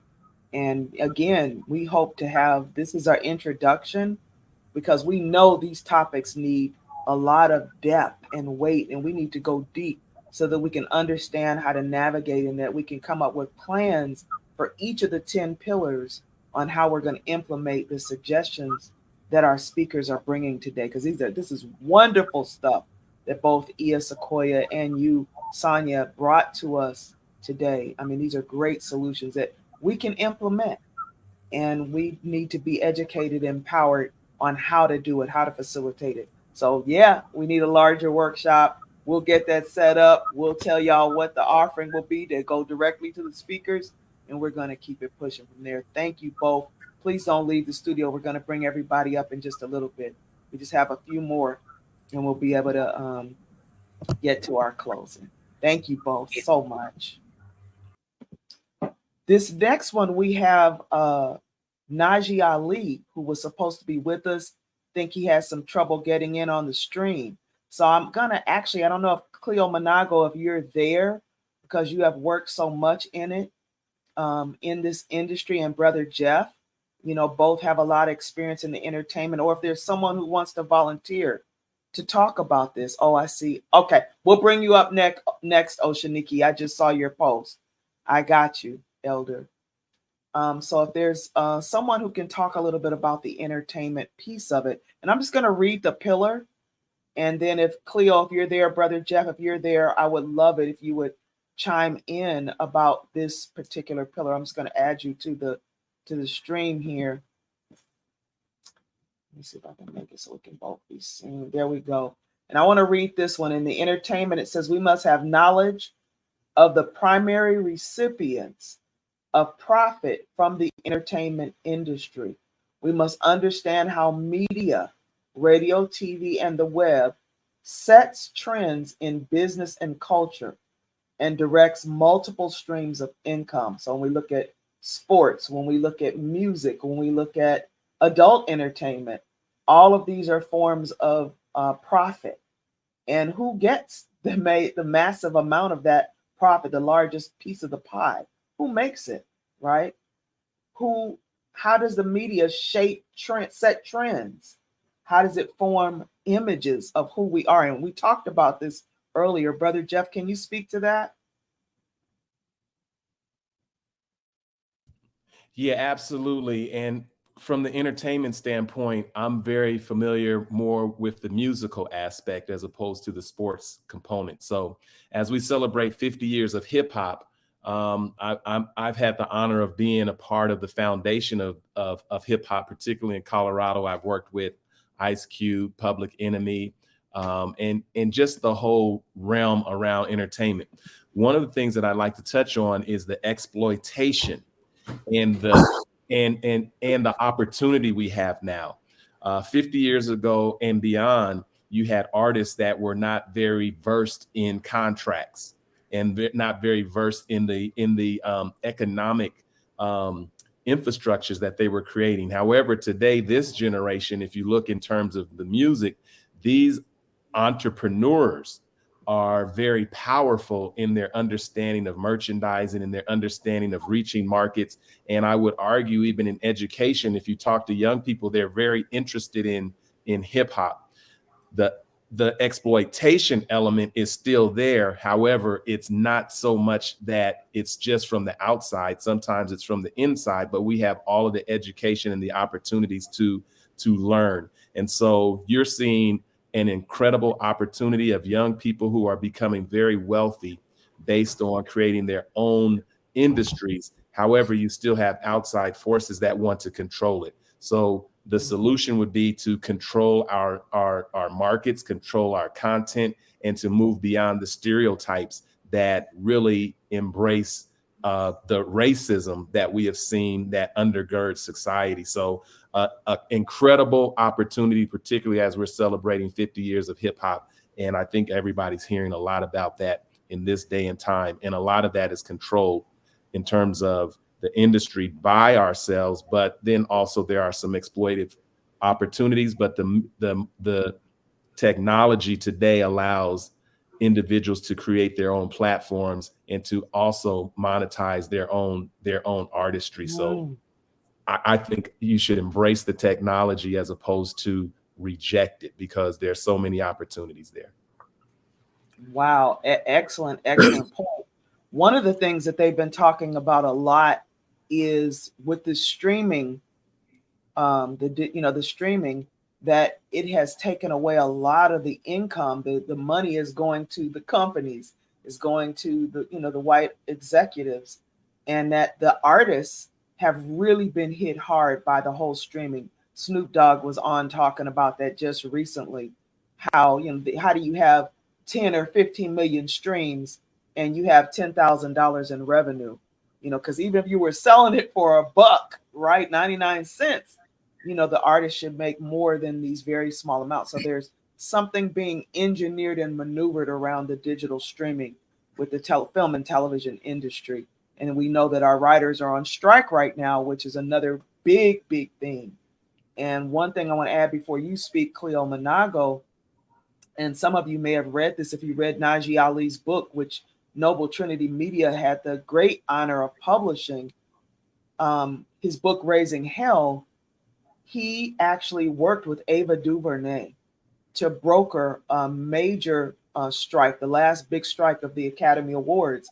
Najee was the one who spearheaded that because of the lack of diversity. Or whenever we saw an image or a film or a song that was featuring a Black person, it was about Black people shooting each other and killing each other. And some of the actors like Samuel Jackson and Danny Glover talked about in the beginning how they would only be offered roles where they were pimps and hustlers, and they were really being coached into having a certain image in these public sectors.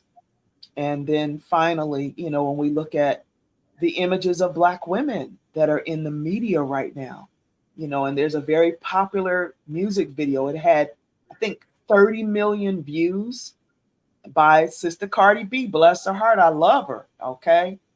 But in this video, I counted it. Yes, I counted over 80 times Black women were called hoes, right? They were singing, I'm a H, I'm a H, I'm a B, I'm a B. And then in one scene, it showed 2 Black women on their hands and knees eating food out of a dog dish.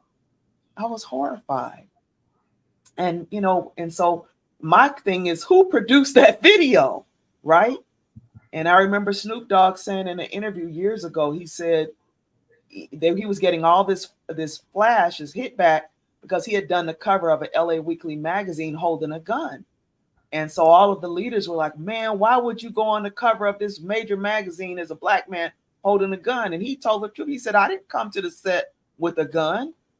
He said one of the producers had literally put the gun in his hand as they were in the shoot, in the middle of the shoot, caught him off guard and put the gun in his hand. And that's the picture that they ended up putting on the cover of the LA Weekly. And Cleo, I know you educate people. He's going to give a clinic on you. Get ready for this clinic. Right. Cleo, would you please speak? Well, hello, everyone. It's good to be here. Thank you, Love, Tashia Santi, for inviting me. It's good to see people that I don't know and people that I do know, like Brother Jeff. It's good to see you, man. Good to see you. I want to get into it. The media is powerfully important to deconstruct and for us to watch with intentionality. You've already broke down some of the angles and agendas, what Snoop Dogg, et cetera. You may by now have heard of a song called I'm a Raw Dog, which features a Black woman who talks about how she doesn't use condoms and how she's proud of being a raw dog. And you may have noticed that T.I. is hardly ever on the scene. You may have noticed that he's disappeared. Well, one of the reasons why he's disappeared because he didn't choose to disappear. This is important. He didn't choose to no longer be on the scene and to no longer be a household name. He said he was not going to make negative videos anymore. He said he was not going to do things that hurt the image of Black people anymore and be a quote unquote bad boy anymore. So the powers that be, as these people are called, have quietly erased him from the landscape and you don't see him anymore. So what that helps us to crystallize is that the media is a dangerous thing and it's a control device. That's one of the biggest manipulators or weapons of mass destruction in our midst. So one solution before going any further to that is that we stop, those of us who do, treating the television as a passive piece of furniture in the living room or on your computer. It's loaded with propaganda, it's loaded with agendas, and the agendas are very, very intentional by white people who intend to keep us unstable, dehumanized, confused, violent, lacking value as human beings among the rest of the human family, and in chaos. This is not something that's not this is not occurring by happenstance. This is literally what's going on in terms of an agenda. I do a lot of work with young people every week. I have 45 people in my staff, and about 30 of them by number are in their 20s. So we engage each other in the community all the time. And one of the things that I ask them, and they ask people that they train in the critical thinking and culture affirmation methodology that we use, is we ask these Black people to name a love story that's a reliable part of the media landscape, that is on TV all the time, that you know is going to be there, that it's not a comedy, a love story between two Black people who adore each other, who love each other, who even love making love with each other, who profoundly value each other as partners. Find that story, that television series that features that, particularly on ABC, NBC, CBS, and the stations that everybody have access to regardless of their economic state. And the room is always silent for the first few seconds. And then somebody gets desperate and says, Blackish. And I have to let them know, again, that's not a comedy. I'm saying that are not a comedy because comedies are a laughing matter. There's a punchline and they're not taken seriously. So our children, and we're all former children, perpetually develop and grow up in a society where we don't see love stories between each other, where we will see Power, which is about a drug dealer who doesn't love his wife or his children. We do see, what's that show that was really popular with Taraji? Empire. Yes. We do see Snoop. We do see Black women eating out of dog bowls. We do hear songs on the radio saying, I live in my best life. I'm not going back and forth with you N-words. And it becomes another one hit. Though there's no equivalent among Latinos, Asians, or no other group that said, I'm not going back and forth with you. But you N-words or the equivalent.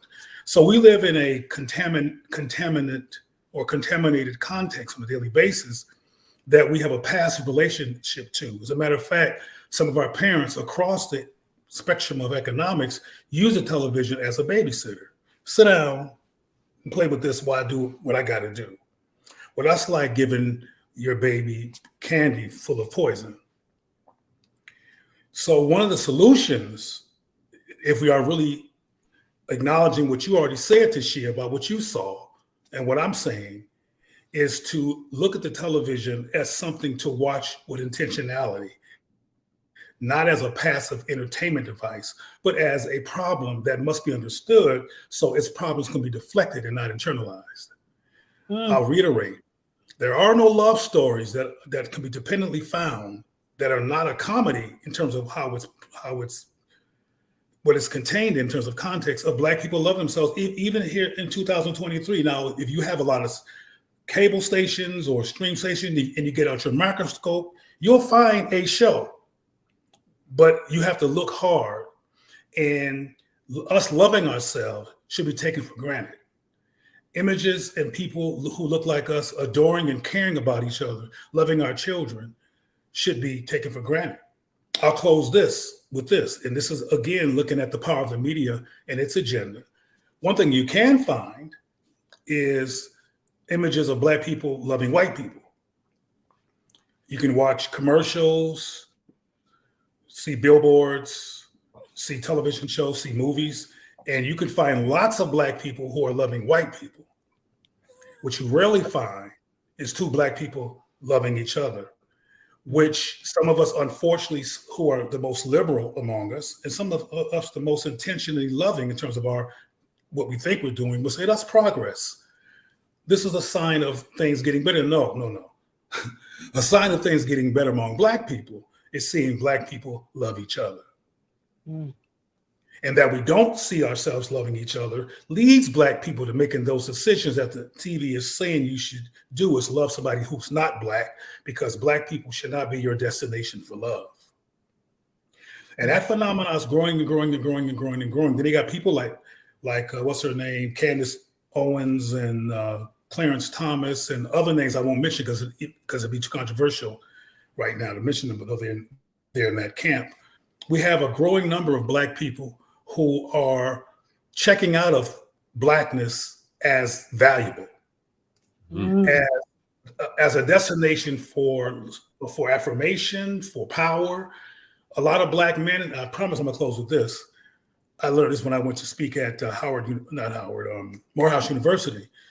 A lot of Black men are checking out on Blackness and checking into capitalism, because while everybody's talking all this stuff about Black this and Black that, and I believe in Black this and Black that, by the way, personally, they're still being murdered. There's still Jordan Neely's. There's still the brother who was just murdered. I mean, there's so many, you know all the names. And we're not being protected as Black people and as Black men. So we're saying, I'm going to join Trump. I'm going to join the people who have the money, not the people who talk this black stuff, because blackness is not protecting me. So when you look at all of that, and you look at the impact of the media, which has those images that you just already mentioned, Tashia, and the lack of black on black love, affirmation, nurturance, you keep having what has been happening since the 30s, which is black children, when they take the test, choosing the white dog. And not just choosing the white dog, but it's an anti-black decision. We have to check the impact of the media on anti-blackness. Wow. Oh my goodness. Yes. I mean, we already know this is a master class. This is, a talk that we need to really have in a very organized way to really understand the impact of the media. And I think that's going to be the name of the session that the three of you do. Yes, Brother Jeff? Just quickly, I would just ask if you could give Cleo maybe another 30 seconds or a minute, because he touched on something incredibly powerful, and it connects to, I believe, what I was saying, to where that the media, the opportunity, the technology is leading folks from our community into an economic path. And I think Cleo rightly mentioned that they're choosing the path of capitalism. Cleo, how can that wealth that's being generated be redirected into some of the principles that we are aspiring to today? Well, for example, hopefully this institute that Tashia is building grows and is sustained and is brought up to scale, because our community has never lacked genius. It's never lacked creativity. It's never lacked capability. There's always been a lot of intelligence, but where we get lost is in self-love, Black affirmation as an intentional destination.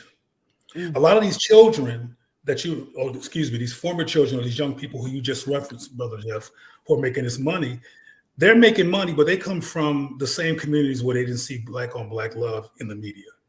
They come from the same schools that the people in Florida and other people across the country are making it difficult to love yourself in your own image as a Black person. We haven't even mentioned critical race theory, which was killed on the congressional level, because there's white people on the Democratic Party side and the Republican side who said, look, we do not want these Black people to come out of the trauma trance. I call it a trauma trance. We are in a trauma trance. And those people who make this money that you're talking about, they're in the trauma trance too. They're just rich in a trance. It's kind of like a millionaire who's in a domestic violence relationship. She might be rich, but she goes home every day to domestic violence because of how she's conditioned to look at herself as a woman compared to a man, based on mythology of her inferiority. Where Black people who are getting rich still have inferiority complexes. I mean, when we get to the workshop I'm going to talk about the fact that I'll just kind of tease right now because it's relevant, that rich or poor Black people still die prematurely. Because in resolving, getting back to your question, Brother Jeff, regarding what do we do? Well, it's what we always needed to do, but that we've been afraid to do. One of the reasons why people are jumping up and down about what happened in Alabama is because we finally saw on a grand scale directed rage instead of misdirected rage that we see between each other all the time. We saw directed rage directed in a way where we were defending ourselves. Well, that's relevant because we need to be intentional 24/7 on being an inspiration to our people and to our children on the value of being a Black human being. We can't do nothing, even by accident, aesthetically or linguistically, that re-implies the inferior of Black people, even the N-word, etc. The inferior of Black people and the superior of white people, because it's a lie, just like race is a lie. So those young people, and there are some young people, they don't get a lot of play, just like way back in the KRS-One days, who was a very conscious rapper. There's always been brilliant, conscious Black people, but they get marginalized. Mm. But we have been afraid to raise them up if white people say no, which is one of the reasons why people are celebrating Alabama, because they couldn't say no. It didn't matter what they said. Hey, you know what happened. So y'all trying to go into a whole other workshop. I'm not trying to promote. No. I love it. I love it. I'm not trying to promote violence. I'm trying to promote self-defense, yes, self-affirmation, and being intentionally involved as a lifestyle in the awakening and affirmation of people of African descent as a norm. Then when our children come up, they'll make the right choice when they get money. They won't be afraid to not fall into the white supremacy trap. Like those people in Alabama were not afraid. That swimmer, he didn't care about white supremacy. And he didn't care about his training about white Jesus and all those myths. He said, I'm going to help mine. I'm going to go and defend mine. He was intentional. We have to be intentional, or else it's going to continue to do what it does. Because we haven't got a problem with genius. We don't got a problem with creativity. We don't got a problem with it being industrious. None of that. We never have. But there are forces, and some of them are blatant in Florida, but they're also, the media empire controls our decision making, and we have to stop. We got to stop letting that happen. So blow this up, blow up the Healing Racism Academy this year, so we can do this. I'm already doing some similar work, but hey, we can do it together. Yes. Thank you, Cleo Monago and Brother Jeff, for jumping in and speaking on this important topic. And we absolutely want to offer this as a master class because we really don't understand it. You said so many poignant things. We're going to bring you back up in just a minute, as well as you, Brother Jeff. I just have to get one speaker on who has to leave in just a minute. So I'm going to bring you gentlemen right back up in just a minute. Okay. Thank you so much for chiming in on that, family. Don't go anywhere. I want to bring up Ia Oshanike. Hopefully she's still here. Yes. From Lexington, Kentucky.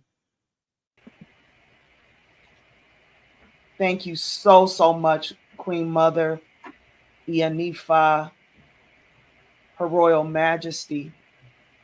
And I speak that because it's important that we recognize the blessing and of you and the restoration that you have helped to do. This is her first time speaking today, and I'm so happy that so many Cara Day affiliates are on here. Her late great husband, Awo Kolioso Cara Day, His Royal Majesty, who continues to live amongst us and speak to us and minister to us. And Ianifa is the founder of the Whole Life Institute, as well as the producer of the Great Mother Celebration, which is an annual event that has been going on for years. She is also author of 2 books. And one of them, could you tell us the name of the book, Tapestries? Yes, Tapestry of My Soul, Rebirthing the Sacred Sexual Feminine Mysteries. Yes, y'all. That is required reading. It's on Amazon.com. Somebody put the link to that book in the chat. Phenomenal book. And I had the great honor of attending several events with Ianifa Oshanike, and they are preparing for a historical event there in Lexington, where one of our distinguished are coming. A great king from the Igbo nation is coming to sit with the Queen Mother, because he said he can't come to America without stopping to sit with the Queen Mother. But we brought you on today to talk about reproductive wellness and to talk about sex and sexuality, which is one of the 10 pillars. And so I really want us to think about today. There was a recent film that just came out called The Sound of Freedom. And they literally became one of the top sellers. They outdid Avatar, they outdid Black Panther. And it's a story about human trafficking and the exploitation specifically of BIPOC women and girls primarily. They're boys as well that are placed into the human trafficking and the sex trafficking market. But we know that none like our Black and brown girls and women are being exploited by this industry. And also to speak on the exploitation of Black women's images as being only sexual beings, and not to take anything away from our sacred sexuality and the beauty and the richness of our sensuality, right? And some talk about, there's a recent video, again, that's incredibly viral, 20 million hits, by someone who I adore, Sister Janelle Monáe, who did a video called Lipstick Lover. And in this video, it pictures, Black women's bare behinds.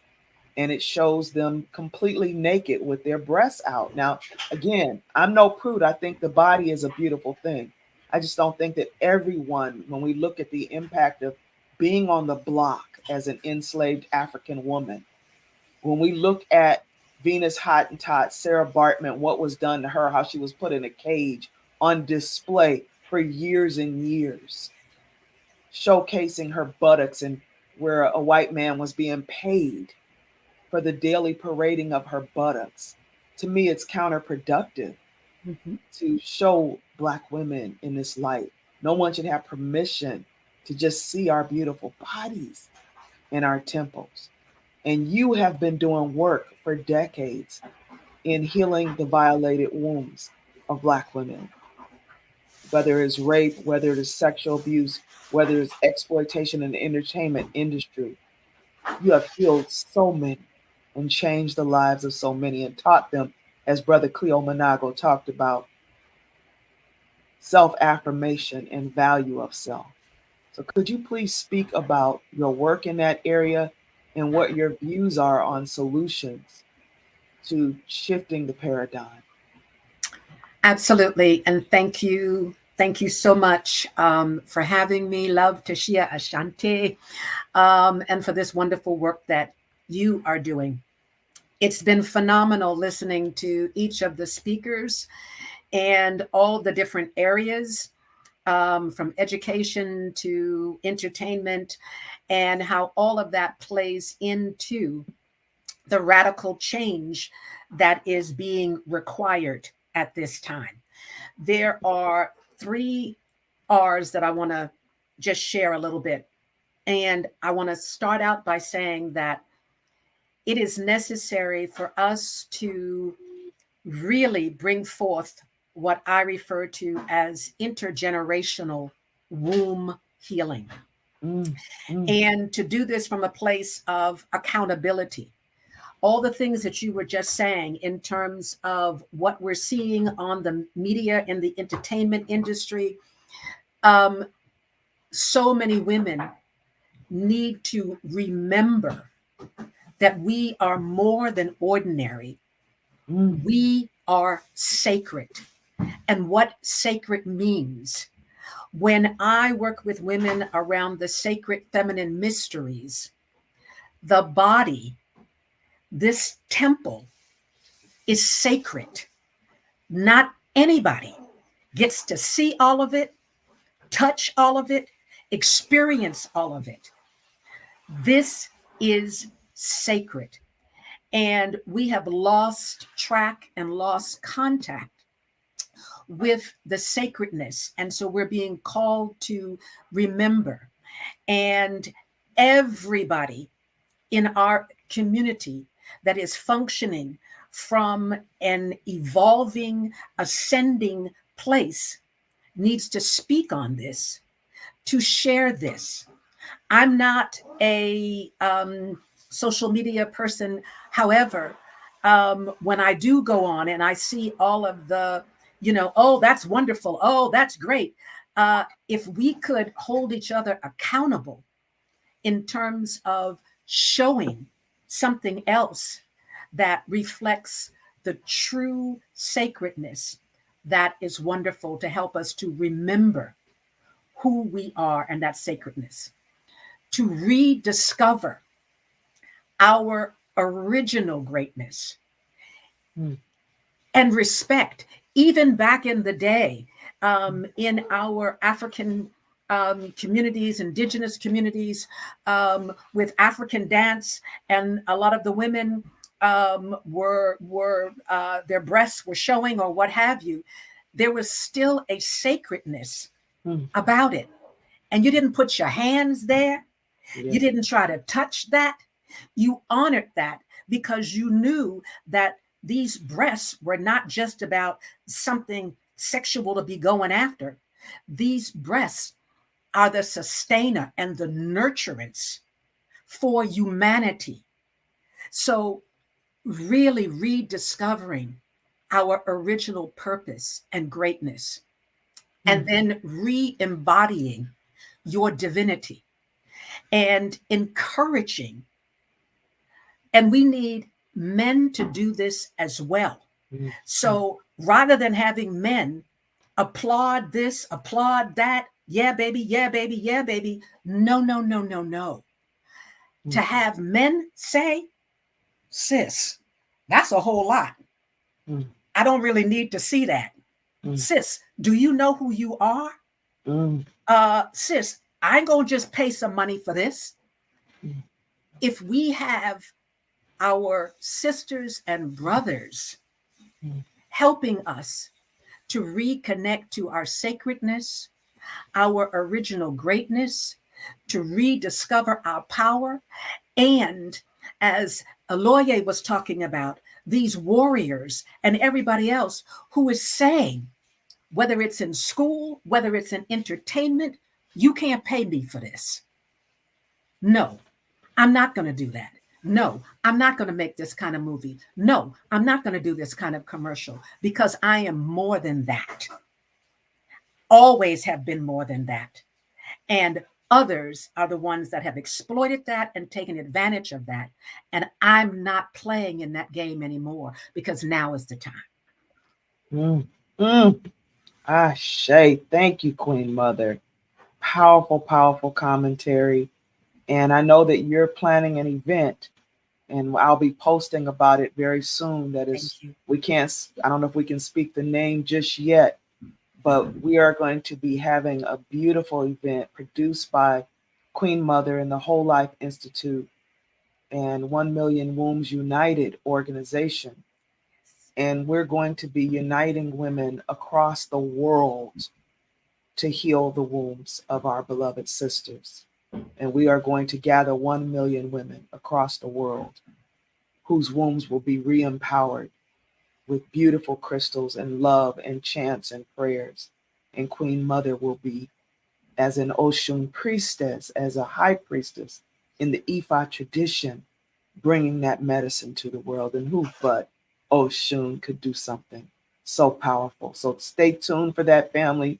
When you see me post a link, you can register and get involved in that movement. In the meantime, get the book, the Tapestries book, and you can begin to understand the medicine and the new legacy that is being birthed as we speak. We are making history. Thank you so much, Queen Mother. I appreciate you. Thank you with prepping for the King to come, taking the time to be with us today. And I'll be sending out the full video so you can see the rest of the sharing. All right. Thank you.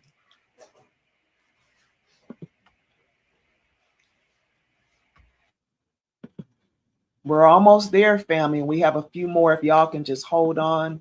We have a few more, and I just please stay on and support the other speakers.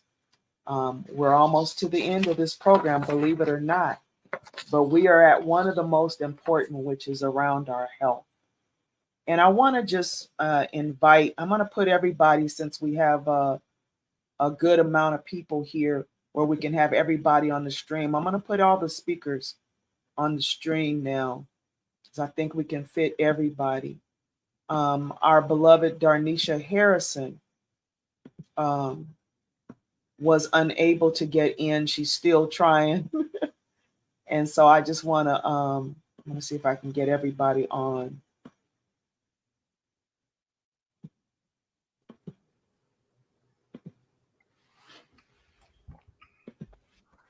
I think I can just about fit everybody.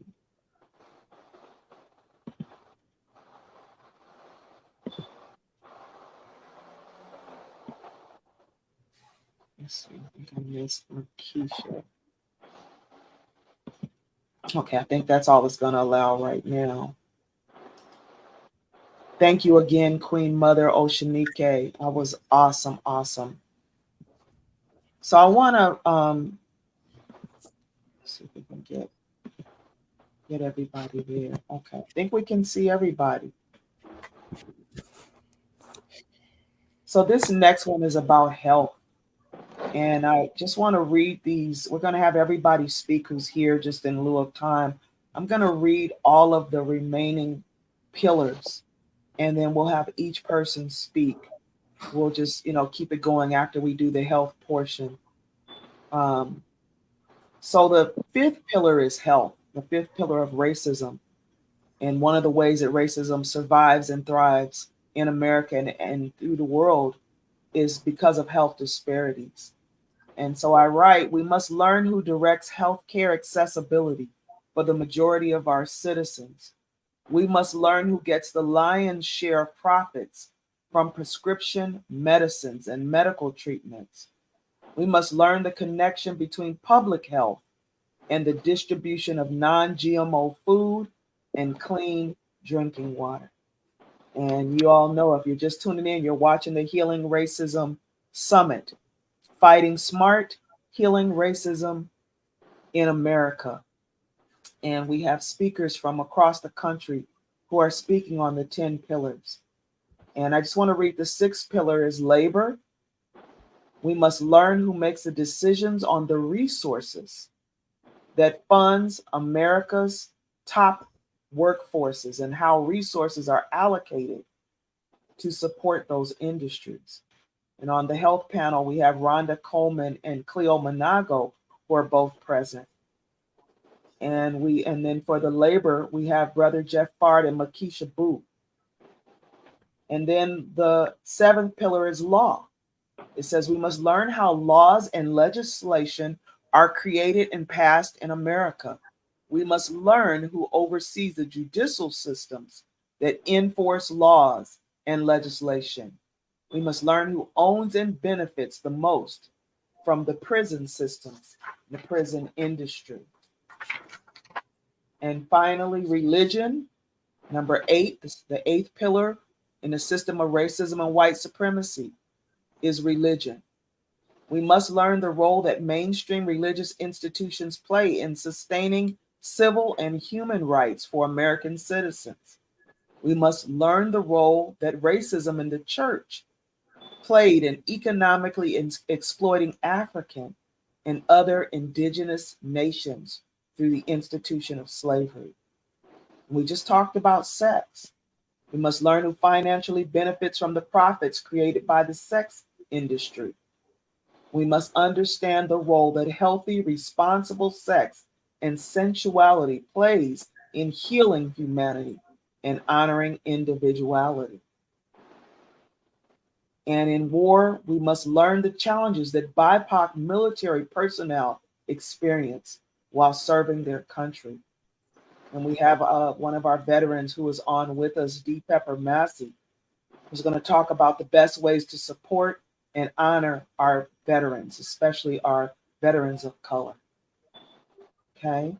And on the religious panel, we're going to have Awo Akinkugbe Karade, who is going to talk about the actions that we can take to ensure that our churches and other religious organizations aren't used by politicians to strip civil and human rights from the most vulnerable citizens. So I just want to go into the health, and I'm going to highlight Brother Cleo and Sister Rhonda on this part of the stream.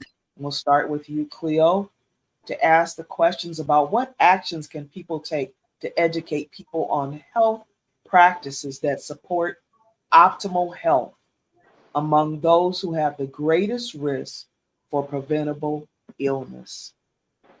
Cleo Monago, would you speak? Sure, even though that's a very complex phenomena that's difficult to address in a in a concise package. And the the way I'm inspired to start off might sound tangential, but it's not. There's an article that I put in the chat, and you can share that with the larger chat if you like, that says being Black is bad for your health. And it was a U.S. News, which is a mainstream publication that printed this article, which is available for you to read. It says being Black is bad for your health. And what it talks about is that Black people have a disproportionate amount of preventable illnesses. And one that's growing, that's always been high, is suicide and quasi-suicide. I think we all know what suicide is, but quasi-suicide is when you accidentally, on purpose, put yourself in a situation that kill you, with unconsciously being killed being the goal. So your question is intriguing. However, health and well-being is in the palm of our hands. It doesn't even have to involve pharmaceuticals and all that stuff. But it does, because we live in a society that has taught us that being Black and being racialized has significance. And what I mean by racialized is that no other group says stuff like Black men ain't good and Black women do this in their own group publicly, but mostly but us. I mean, you're not going to hear even white families who have been a victim of serial killers. They're not going to start writing off white people because the serial killer was white, because they have not been racialized. We have been racialized, which is a little bit under being human.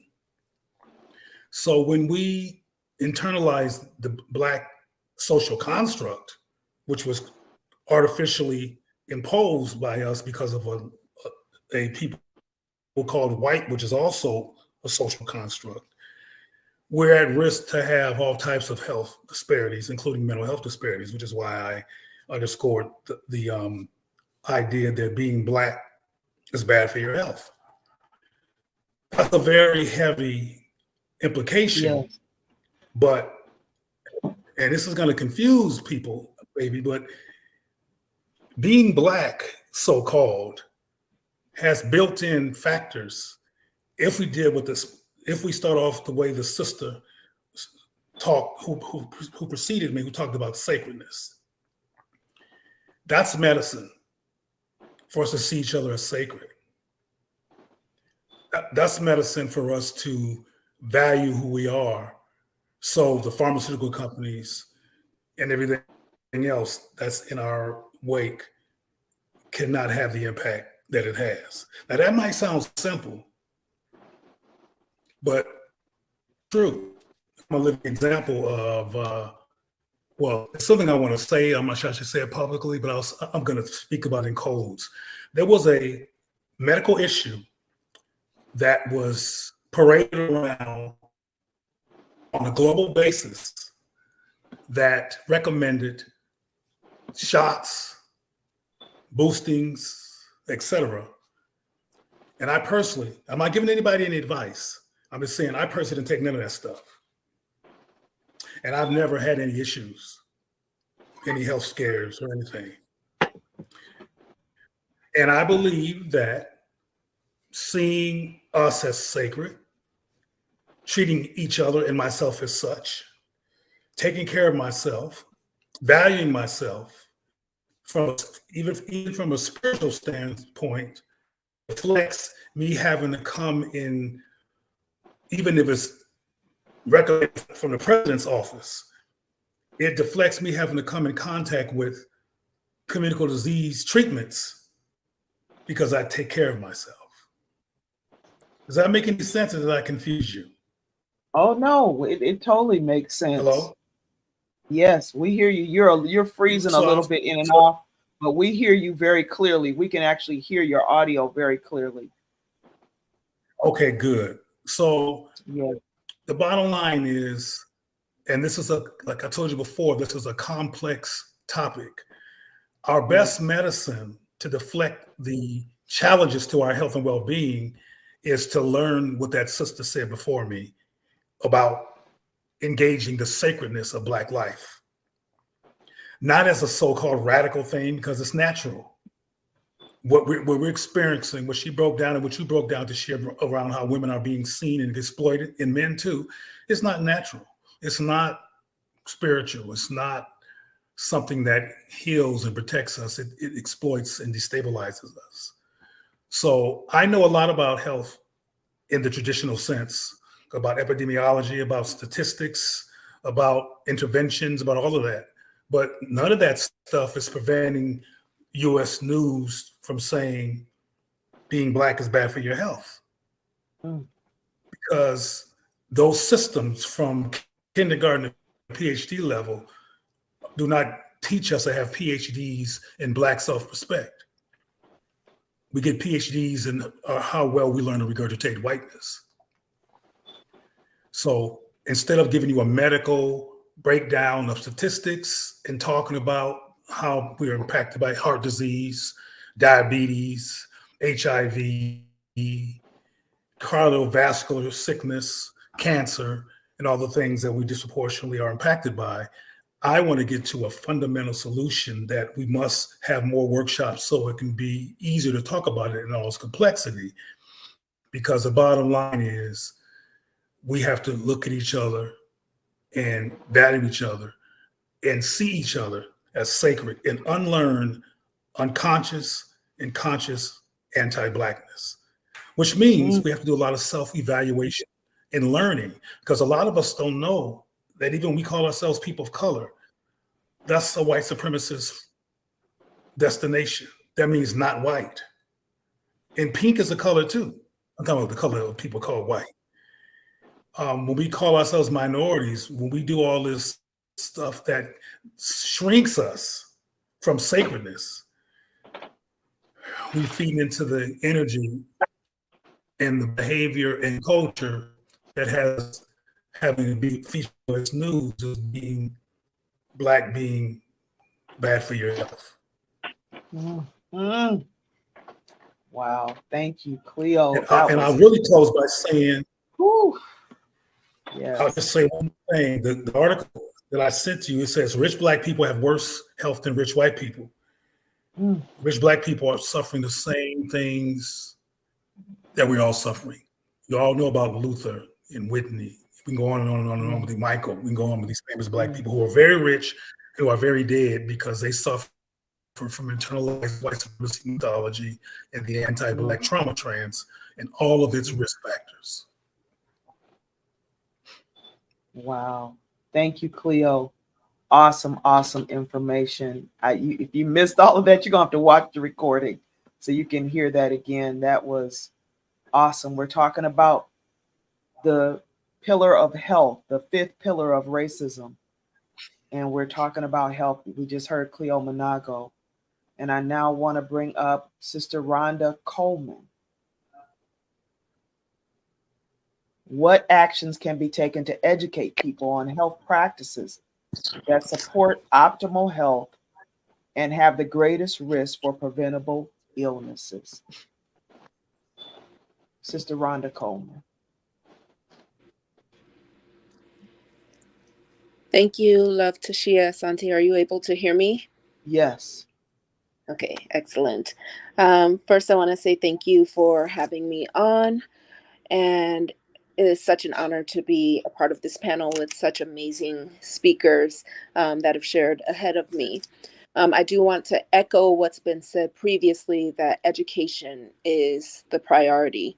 In all of the headings that we've covered today, education is the priority. Ignorance is key to being dependent.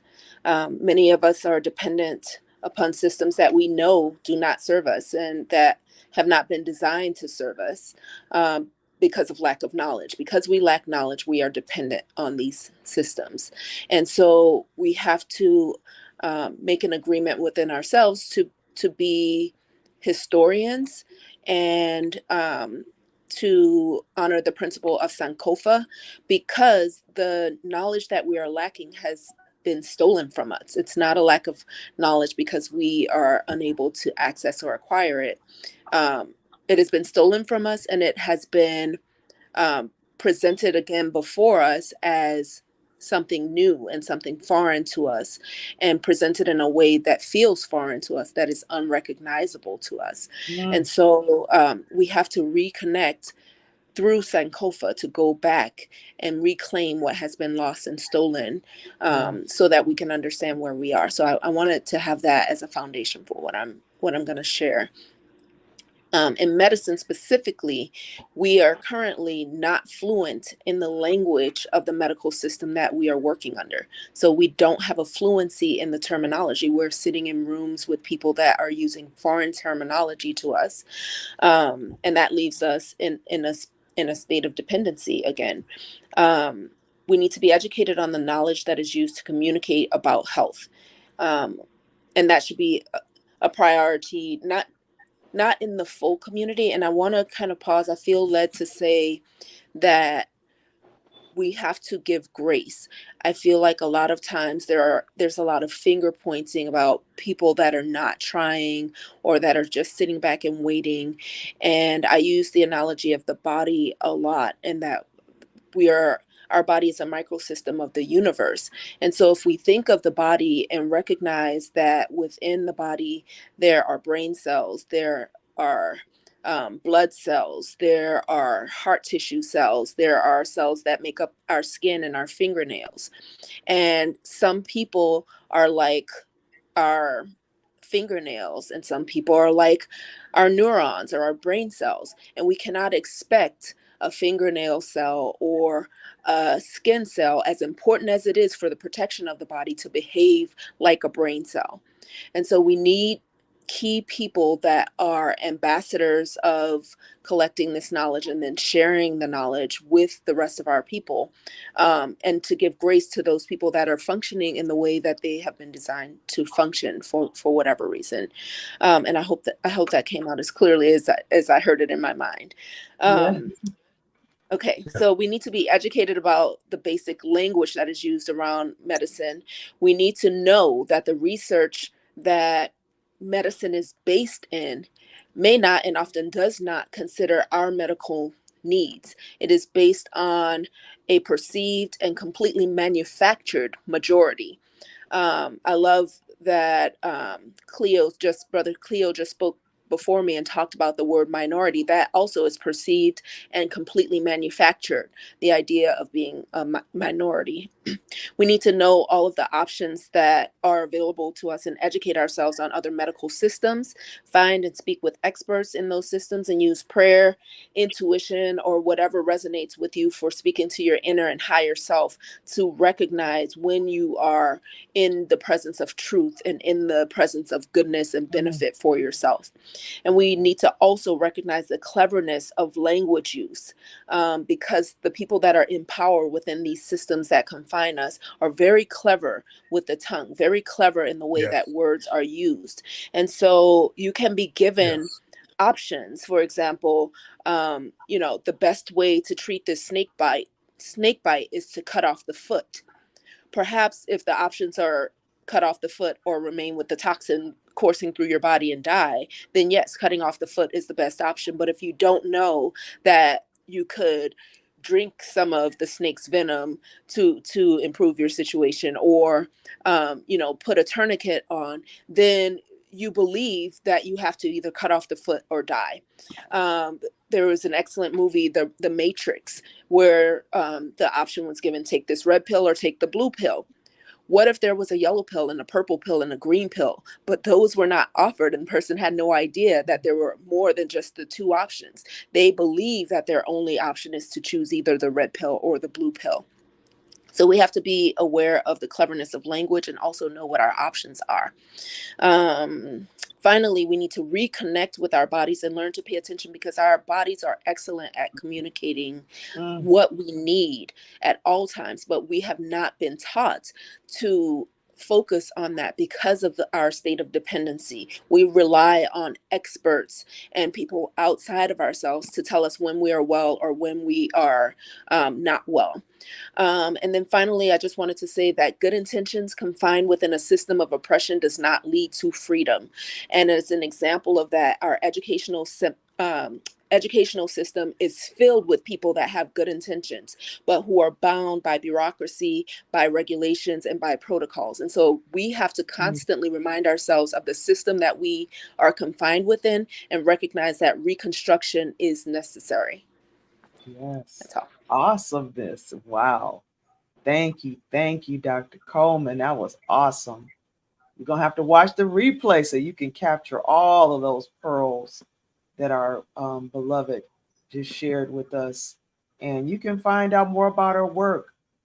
She is a phenomenal acupuncturist as well as a holistic teacher. And definitely, we're going to do a greater and larger workshop teaching preventative measures. But both of you really, really brought so much to that discussion about our health and disparities in health. And it is a very crucial pillar in the system of white supremacy. And Cleo had the courage to with code and speak about that shot. And I only have one thing to say. I say that how many times in ways do we need to be deceived before we stop trusting our health and our wellness to a system that is created around profit, right? We understand that Western medicine is a business, and that's all we need to know. And then we can, as she said, understand the terminology and ask the right questions and do our own research. Never take a medication that you don't Google and see what the side effects are. Never not ask your doctor about options when it comes to your preventative health.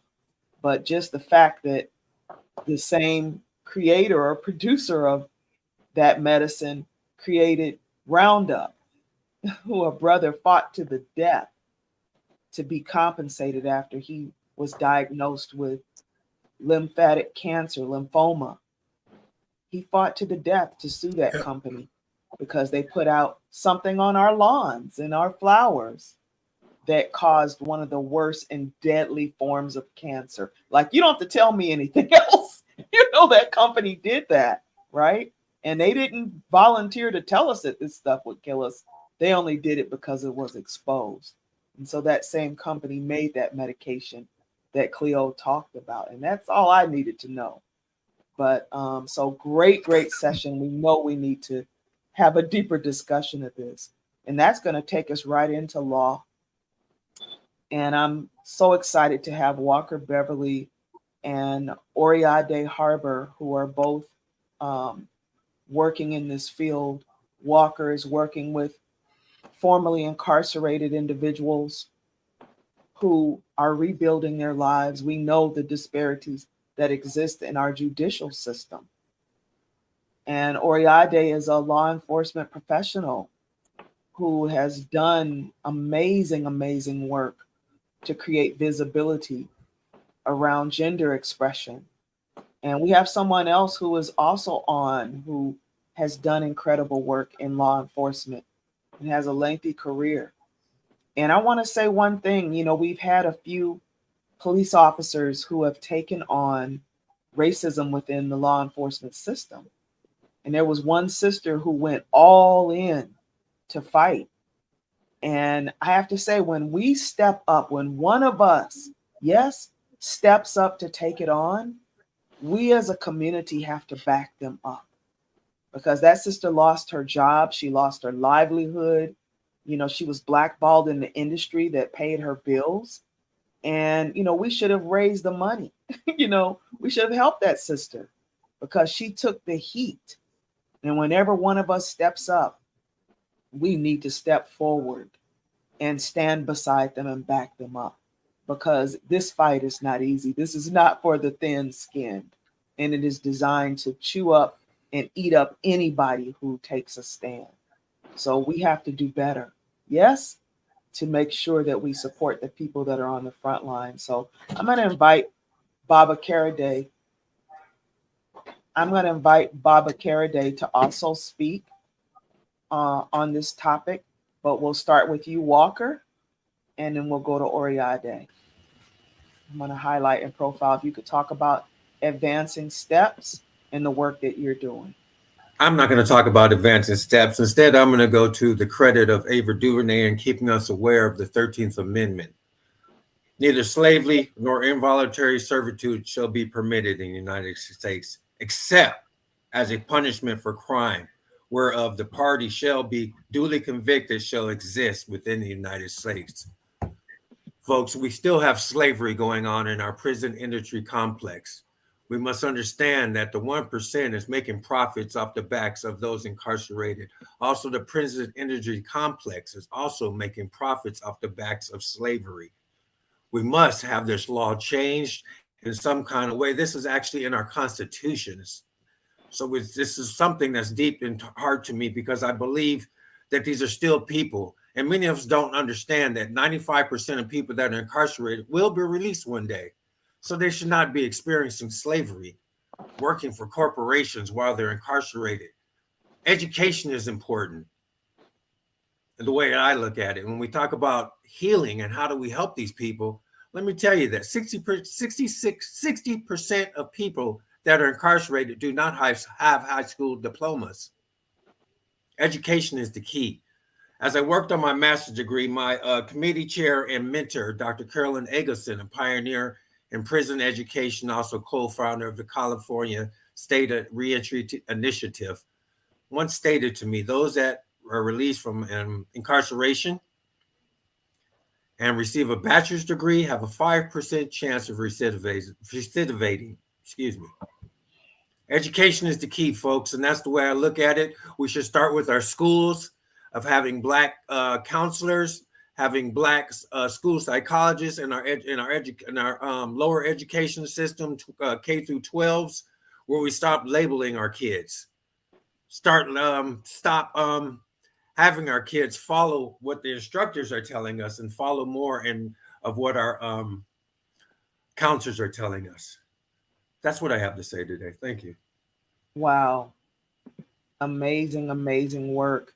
Well, I shared with you all how Walker was among those who was distributing not just food, but healthy food, fresh vegetables and fruit, fresh fruit. And he did this for weeks during the pandemic. And to me, this is the kind of spirit that he exhibits in his organization. Advancing Steps has already been aligned for some big funding to do the work that they're doing. And they're creating a matching dollars program to help match the funding that has already been committed. So please follow him on Facebook. You can see some of the work he did. He just got 2 of his program participants enrolled in college. So this is what rehabilitation really looks like. And it is possible. We can change the path and the life path of someone who has gone down the wrong road or just been unfairly imprisoned, because we know that the system supports the pipeline for Black and brown people into the prison system.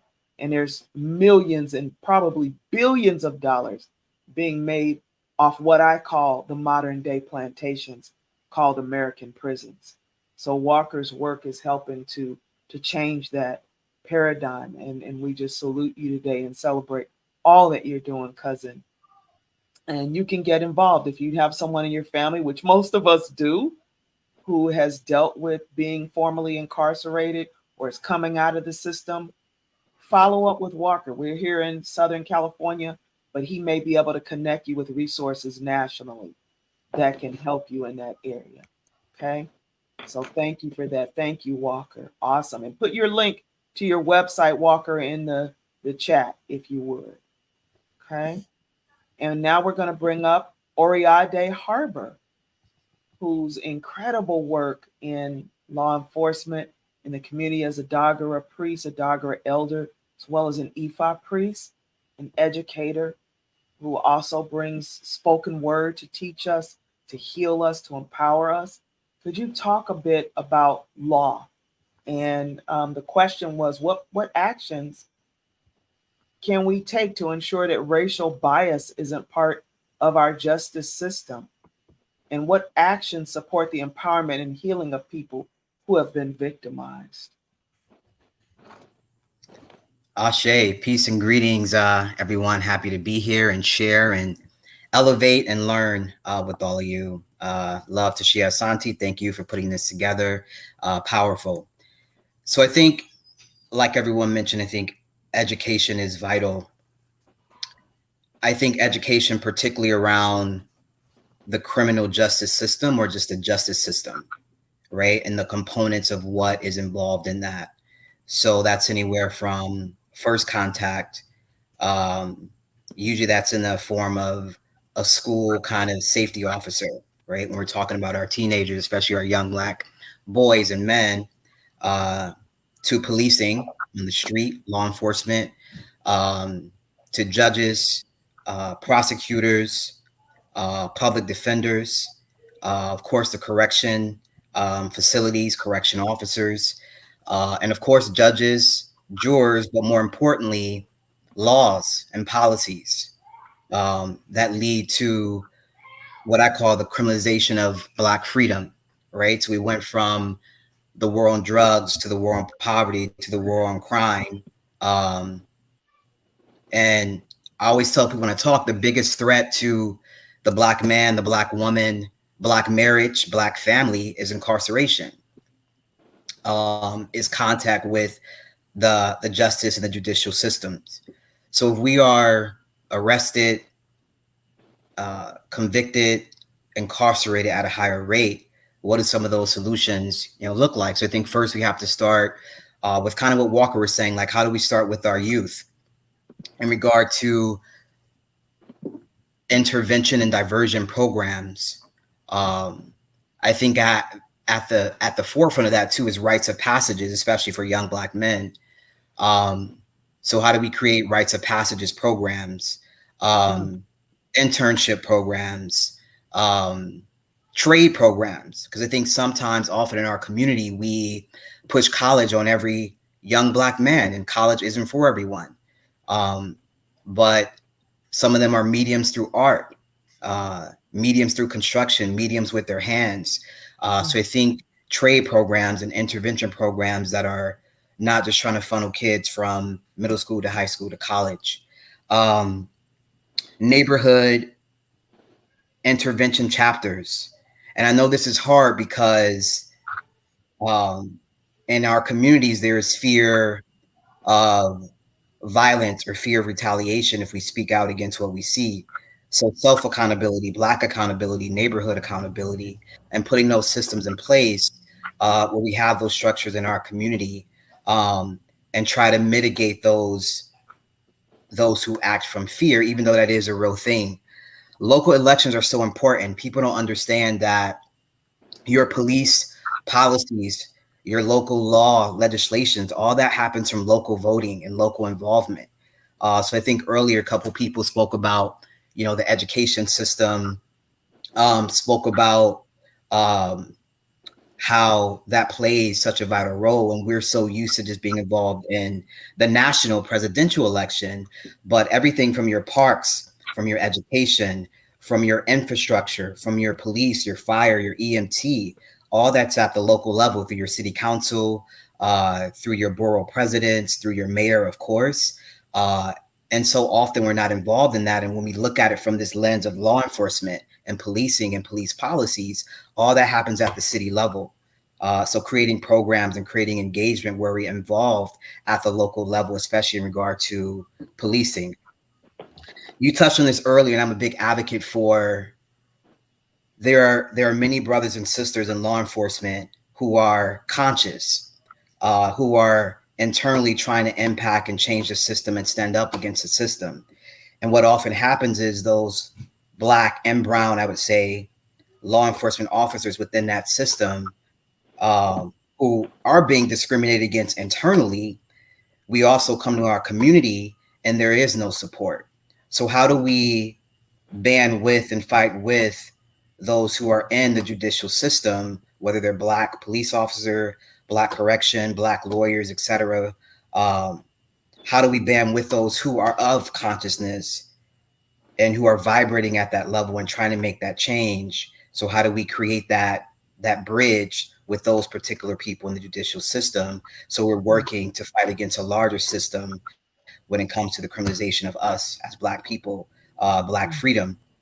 The last thing I'll say is I think often we believe that just by diversifying the ranks, by having more Black police officers, more Black judges, or more Black prosecutors, or Black public defenders, that is the best solution. And I actually don't think it is necessarily, because when we think about organizational culture, when we think about systems, and we think about institutions, and we think about organizational culture, often sometimes you have people who look like us who perpetuate the same violence through policy, through arrest procedures as well.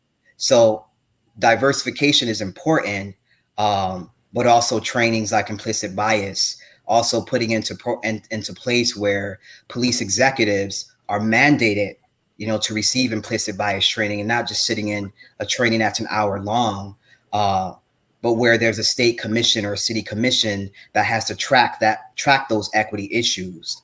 And I think that's something important to be able to implement as well. Yeah, I'll stop there for now. Thank you.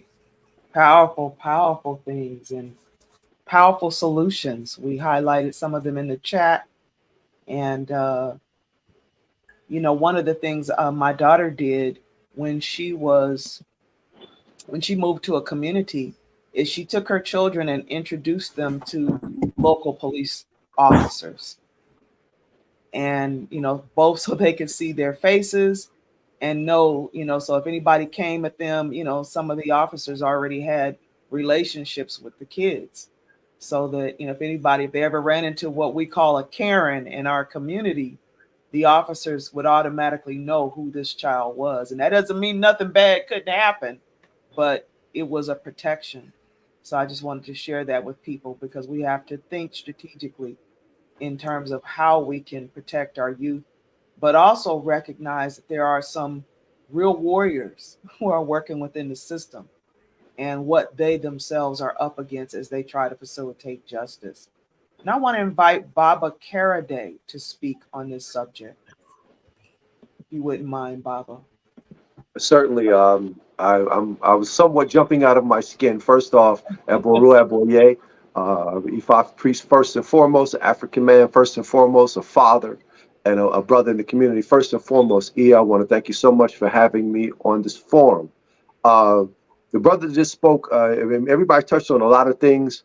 One of the things that we need to talk about is we need to be informed of what's going on.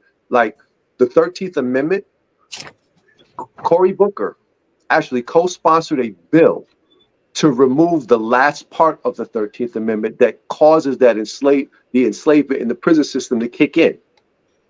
I don't know where that bill is, but that bill was actually introduced so that we can amend the 13th Amendment so that enslavement by way of the prison industrial complex is no longer legal in this country across the board. That is phenomenal. Talking about police officers and our contact. You just spoke about what your daughter Danielle did with her children. We should, and I want to use the word encouragement, because when we talk about different subjects, I hear the word ensure being used a lot. However, we may not have the power at this time to ensure these things. What we can do right now is to encourage them. Because when we go from encouragement and we continue our empowerment, then we can ensure those things. And one of the things that I want to suggest is we want to encourage law enforcement to interact with our children in a positive manner. I came from a law enforcement background where I had to walk a beat. So I had to talk to people. Why? Because all I had was my shoes, my radio, and my gun. That was it. Okay. So I use that simply to say that we were encouraged to interact with the people. And I had an old cop tell me, say, kid, watch what you say. Everybody around here knows somebody. So watch what you say. And it saved my career, truthfully. It really did. Wow. Also, it's important that, and we need to act local. And this is for every category that we've spoken on, or that all the other guests have spoken about. We need to act locally, think globally. We need to act where our feet are, where our hands, our head, and our heart are, and think about the greater world around us. Because if we can do what we do and do the good work here and spread the word of that good work, other people may attach themselves to that and also pick up that good work. Another thing that I see that is missing in the Black community, and it's missing desperately, like water in the desert, is that most Black people do not know the law in the state where they were born, raised, and will eventually contact the law enforcement and die. They go through their entire life not knowing the laws in their state. They don't know what they can do when they're approached by the police and what they can't do. And it's very important that we understand that we come from a culture of people where we were taught from the moment our ancestors were enslaved up until yesterday, this is what you need to do to stay alive. This is what you need to come home. Even the criminal element. Hey, these are the rules of the game. And if you're going to be in this game, you got to play by the rules. If you don't, then the game going to eat you up real fast. So it becomes important that we learn the laws in our state, specifically what can we do and what can't we do when we are stopped by the police. I was part of an organization called Black Cops Against Police Brutality, which was founded by Dr. DeLacy Davis. And he created a program that was called What to Do When Stopped by the Police. And we traveled certain parts of the country teaching this. There was a sister named Carol Taylor, Ibaye Tonu. She has since left us to become an ancestor. She had a little black book that spoke about the same thing. So it's very important. When you talk about interacting with young people and reaching their hearts and their minds, we have to tell them how they can get home alive if they are stopped by the police, especially if they're innocent. And tell them certain things that they shouldn't do so as not to incite the police to escalate a situation that doesn't need to be escalated. All too many times we're protesting, we're marching, we're doing videos and doing all these other and planting flowers and all these types of things for young people that didn't have to die, older people that didn't have to die. So these things become critical and important. And we have to communicate. And we have to challenge law enforcement, from the police director or the police chief to the officer. Get out that car. Get out that car. Talk to your community. You're making money off this community.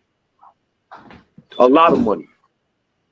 So you owe it to us to say hi to us. You owe it to us not to treat us like victims, and you act like an occupying army instead. If you really are here to protect and serve, show us the service part. Show it to us. Let us know what it feels like. Let us know that you're not just here to watch us, but we want our communities policed the same way you can police your own community. And treat my children like you would want your children to be treated. And with that, I think I'll stop there. Wow, great information. I knew some of the work that you had done, but that is phenomenal to know that y'all were out educating. And in one of the comments, someone was thanking you for the statements that you just made. And Janine Macklin said, our young people need to know what to do when you're stopped by the police, which was echoing your sentiments. So both you and Oriate have given us some great tools and things to consider as we go out in the world. And again, knowing, I have several really people who are close to me who work in law enforcement, and they are, the best people you ever want to know. And they are definitely not about hurting anybody who is an innocent person and not doing anything wrong. So we also have to make sure that we have the backs of those who are taking on this cause. Shay, absolutely. Well, we're segueing, family. Thank you, Baba Karaday, for that wonderful, wonderful information, as well as Oriade. We're segueing into one final piece of this discussion. And we're going to bring you back up, Baba Karaday, and as well as Oloye and Sequoia. But first, we want to bring up D. Pepper Massey, who is going to talk about the military. We have so many people who serve, who do fabulous, beautiful work in the military. And we also know that they too, our veterans, have faced discrimination, that they have also faced, the women have faced sexism. And D. Pepper, you were able to accomplish so many great things in the telecommunications industry as an engineer, and became, a lead for a team of 100 people internationally through your work in technology. D. Pepper is also going to be teaching the community about AI very soon we're going to be offering a master class on AI and introducing people to what this new technology means, what it means for our work in education, as healers, as teachers. So even though there's a lot of, problem with the machine, but there's also blessings in the ways that we can use AI to get our messages out even more efficiently. So she's going to be teaching that and, through the Institute, through the Healing Racism Academy, because the digital divide is real. And so much of the news and the information that we need to heal and empower ourselves is online. And there's still people who don't have access to the internet. So that's another workshop. But today she's here to talk about the military. D. Pepper Massey, we welcome you. Thank you so much. I hope I'm off mute and you can hear me. Yes. The primary thing, first of all, I'm D. Pepper Massey. I'm the CEO of Noble Trinity Enterprises Incorporated and our branch, Noble Trinity Media and Noble Trinity Music. We strive to put out music that has positive or uplifting value, and the same with the books. The books that we publish, we're very selective, and we're only publishing books that have positive reinforcement for the African American and other minority communities. So as far as the veterans are concerned, I was in the Navy for 10 years, and one of the things that I learned was they were not set up to empower me, give me new knowledge, or any of those things. When I came in, they had me chipping paint off a boat, which I actually enjoyed since I was on the water, but I knew this wasn't, my career path. And I didn't want to sit still and allow that to be what I got out of the military. So I went and took the initiative to go and look at the various things that were available. And one of the most intriguing for me was electronics. So I went into the electronics shop, I talked to them and said, when I finish chipping paint at the end of the day, can I come in and apprentice with you guys? And the chief said, yeah, sure. I mean, it's free work. Absolutely. And that's how I got onto my career path. Because otherwise, within the Navy and what they had assigned me to, there was no path for me to go do something else. Once I got the training on my own time, then I had to take correspondence courses to actually move into that field, or what they call rating in the Navy. So based on that, and the fact that I didn't have any specialty, they wouldn't send me to school, none of that, I did a lot of varied things, and it turned out to be a blessing. So one thing I want to say to the active military people or the veterans, what you had, what you did, what you learned on your own, even if it's not in your service record, can be your blessing. And there's a lot of training programs. There are a lot of programs out for veterans that is very difficult to find what it is. When you get out and you're saying, okay, what do I do? What do I do? You may go to the VA and, basically they're like, okay, well, you don't qualify for this or you qualify for that, but this is that. You have to be aggressive on your own to find out what's available for veterans, because there's a lot of things on the national, the state, and the local level. So you going to the VA may not give you any of that information. And one of the things that we have to do is find a way to make this information available to our newly released service members and our veterans that are out here, that these programs exist, this money exists, all of this. Now, I'm putting in the chat the Veterans House bills, because there are some bills here that are going to do various things to help veterans. But it's not widely publicized, and it's not widely supported because we don't even know what's happening. So I feel that one of the things that we need to do is to stay abreast of what is being put out there, what's available, what bills are being passed, where that money is going, and then get that information out to our veterans. There's a lot of veterans that are homeless on the street right now that don't even know there's a bill coming through that would provide them housing. So there are many things going on. As they said, vote. These midterm elections are so important. Your city councilman is so important. Your state, whoever's on your state legislature is important. We have to get out there and participate, because if we use our voting power in our local elections, then where that money goes and how it's distributed will be impacted by that. Our people will make sure it's coming into our communities. But if we're not voting them in, the people in there don't care if you get it or don't, because maybe you're not their community, then you're shooting yourself in the foot if you don't participate. So we need to participate. We need to go out and get other people participating. We need to increase the strength of our voting block on our local, state, and national elections. Even, Congress. Right now, there are 13 bills in Congress that are specifically for veterans. And one of them has passed through.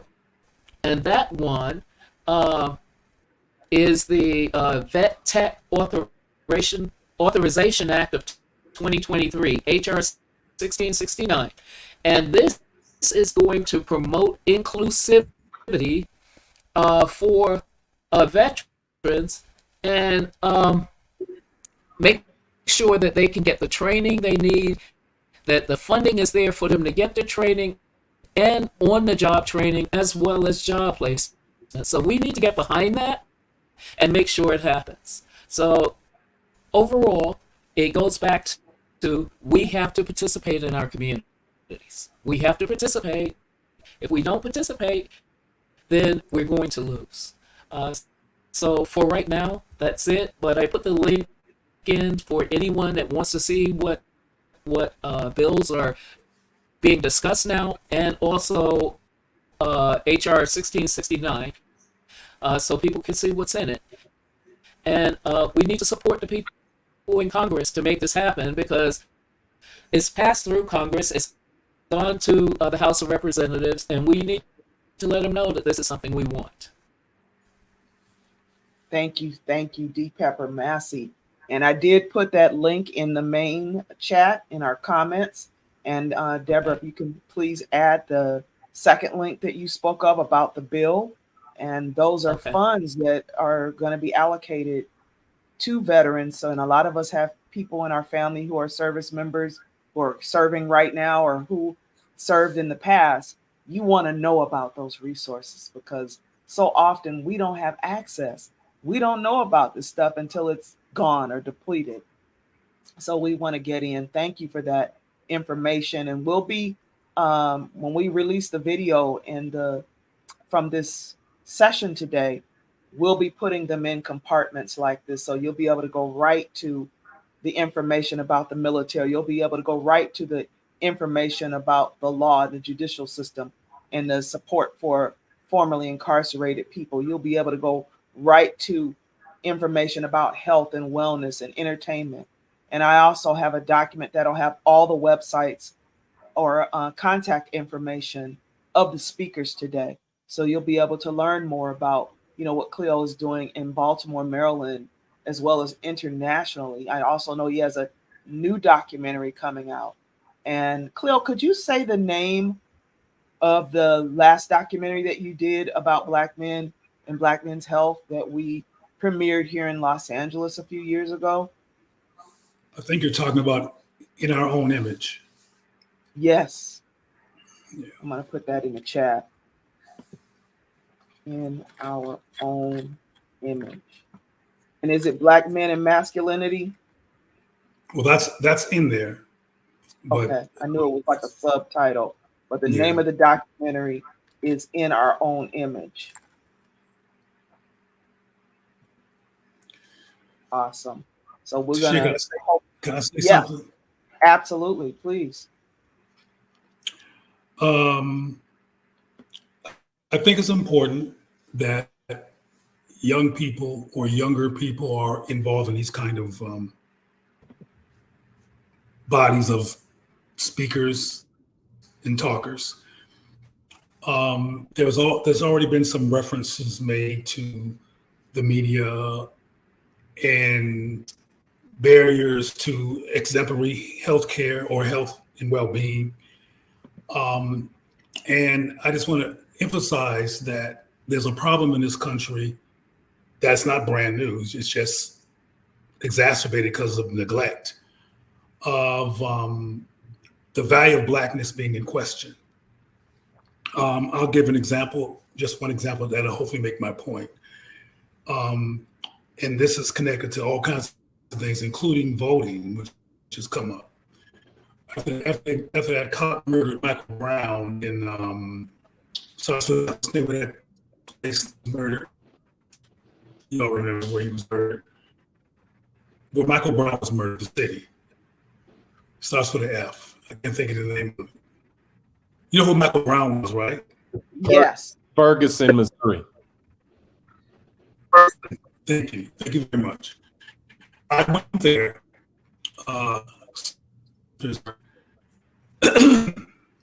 and did a lot of interviews. To make a long story short, I said to the people there, it's a mass majority Black town or mid city.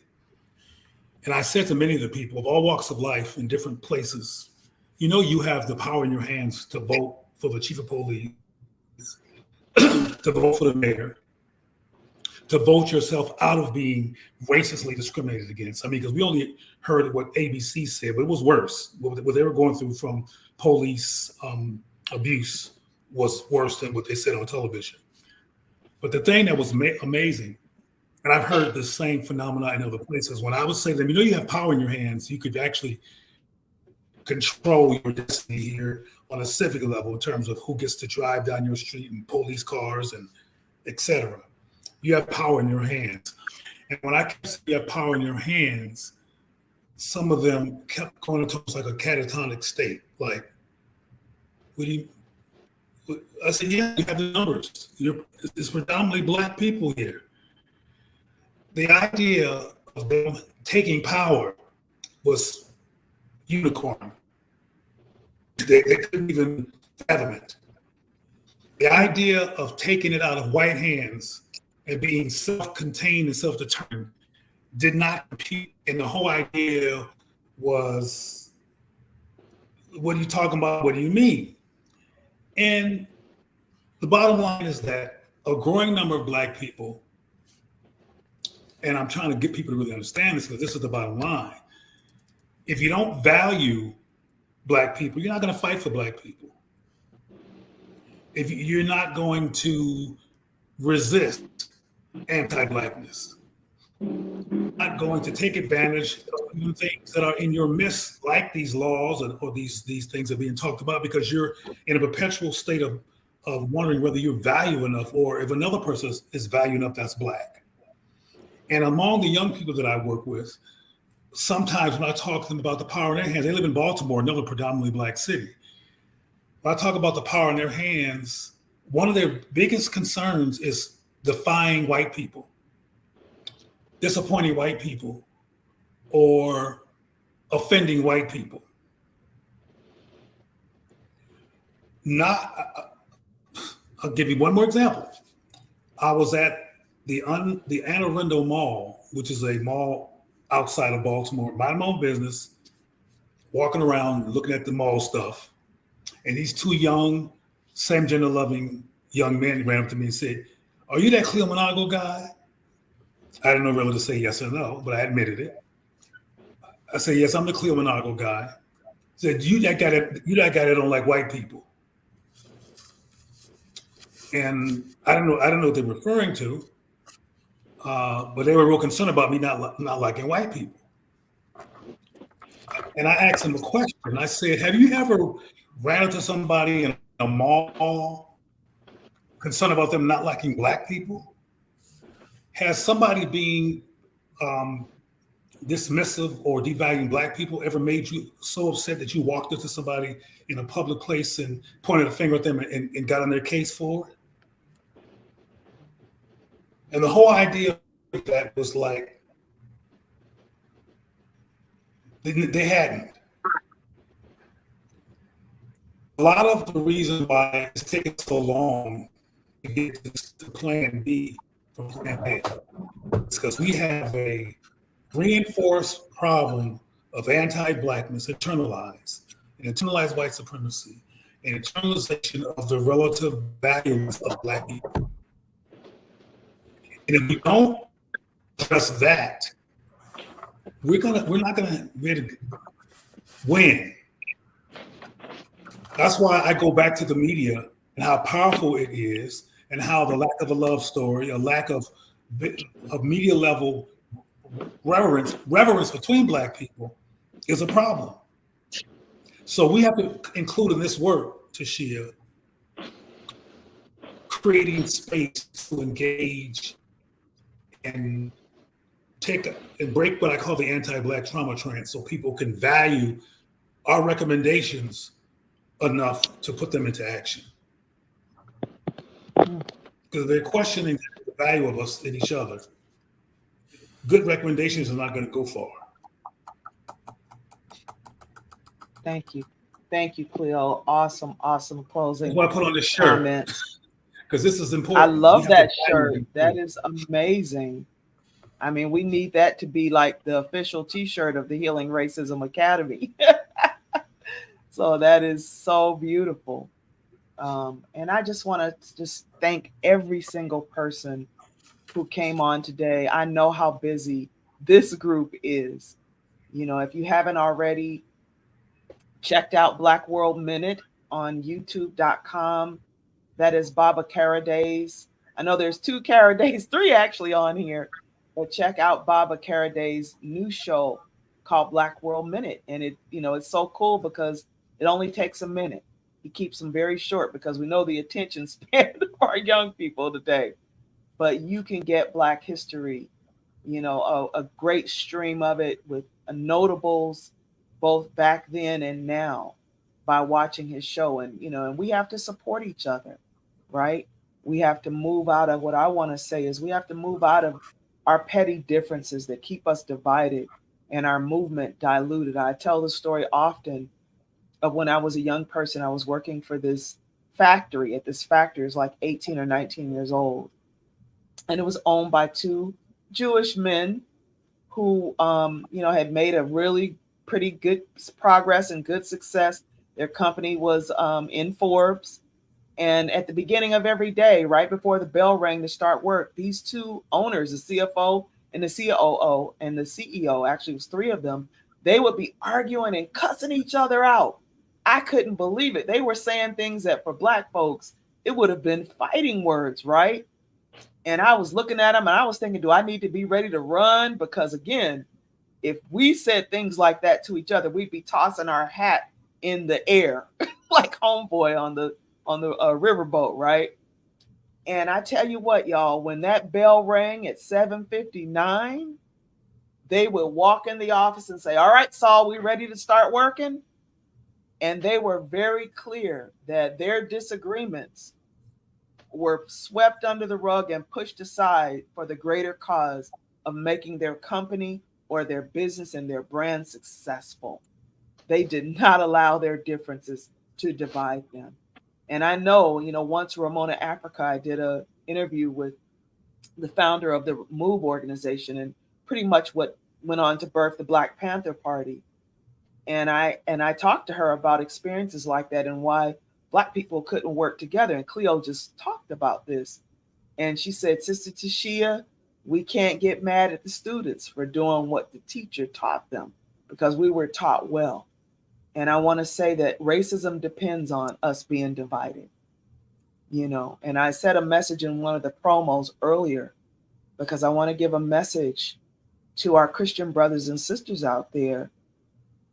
as well as our Pan-Africanists and our Black Panther brothers. And there has been this another divide based on LGBT. And our former government bought Black churches under the guise of conservatism and religious extremism. And I just want this to be on film and on record that our Black LGBT community are not the enemy of Black people, right? They are not the enemy of Black people. So let's not be fooled and baited into rejecting and excluding people who have always been a part of this movement by people that clearly don't give a darn about us. In fact, they're part of the force that is trying to destroy and imprison us. So we have to move beyond our petty differences and learn to work together. We don't have to agree, family, on everything. It's not a requirement that we agree, but that doesn't mean that we can't work together and be organized in what we do. So I want to put that message out. And I want to invite, and I don't know if she's still on, Ia Sequoia. She may have had to leave. But I want to invite Oloye and Baba Karaday to take us out with prayer, with intention. I also want to acknowledge our brothers, our Muslim brothers. Brother Jeff is here and the phenomenal work that you do. And some of you have heard me talk about Brother Jeff so much in my work and the way that he allowed us to be in his cultural center. He allowed people from my temple. We had many, many events there. And, he has always been inclusive in the way that he does his work. And that's so, so important. So again, this is a family, from Dr. Lauren Nile to Sonia Leftwich to Walker Beverly to Oriade. All of us, we are a family. And everyone who spoke today and everyone who viewed us. We had a lot of people come on today. I'm so excited. And I know we're going to make this video go viral by posting it on our social media. And this is like a video. This session should be something that we make a meal together with, and we watch with our families, and we break and talk about it, and we watch part 2 so that we can continue to teach this. Please download the blueprint for healing racism and introduce it into your community functions, because we need the information. We cannot dismantle a system unless we understand how it survives and thrives in this country and across the world. So we honored today Ia Nanina Ra, Sister Darnisha Harrison, and Ia Omanike as 3 pioneering women in the movement.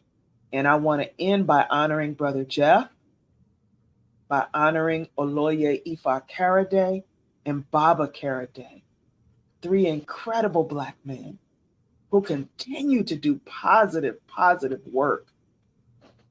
To visit the home of Oloye Ifa Karaday, the brownstone that I went to in New Jersey, was a pivotal time in my life. It changed everything for me. To walk through his home and see images of my beautiful African self everywhere I looked, to be prayed for, to be affirmed, to have Baba Karaday, Akuku, pray for me, pray for my Ori, for my spiritual consciousness. It changed the trajectory of my life. To have met Cleo Manago and to be invited to be his deputy director when I was a young person in this movement. He didn't just give me any position. He made me a deputy director and paid me a great salary and allowed me to do anything I wanted to do to help empower and heal people. This is how we must reach out to each other and heal each other and take care of one another, and to search for the redemptive qualities, to stop searching for flaws in each other and flaws in what we're doing, but to point out the good things that each other are doing. This is the call that I want to give. So I want to bring Brother Jeff, Oloye, and Baba Karaday up, because we need our men. Yes? And as well as Oriade. And I want to bring you together to speak. So I'm going to remove everyone else from the stream.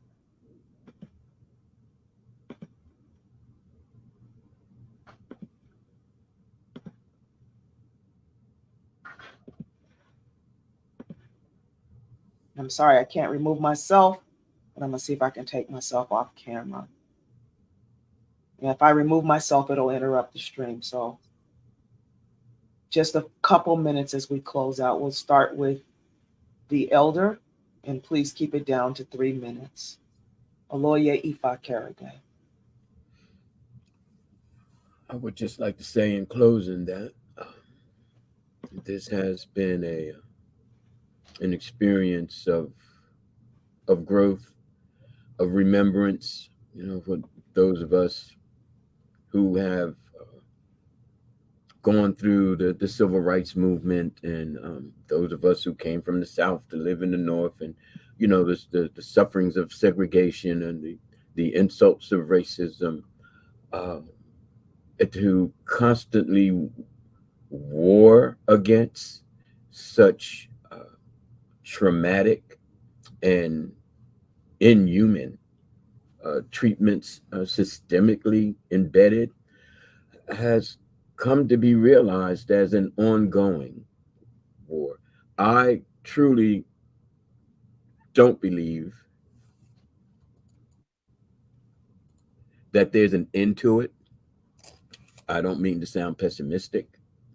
I think as one gets older, they become a little bit more realistic and less, alternative or, Shangri-La-ish.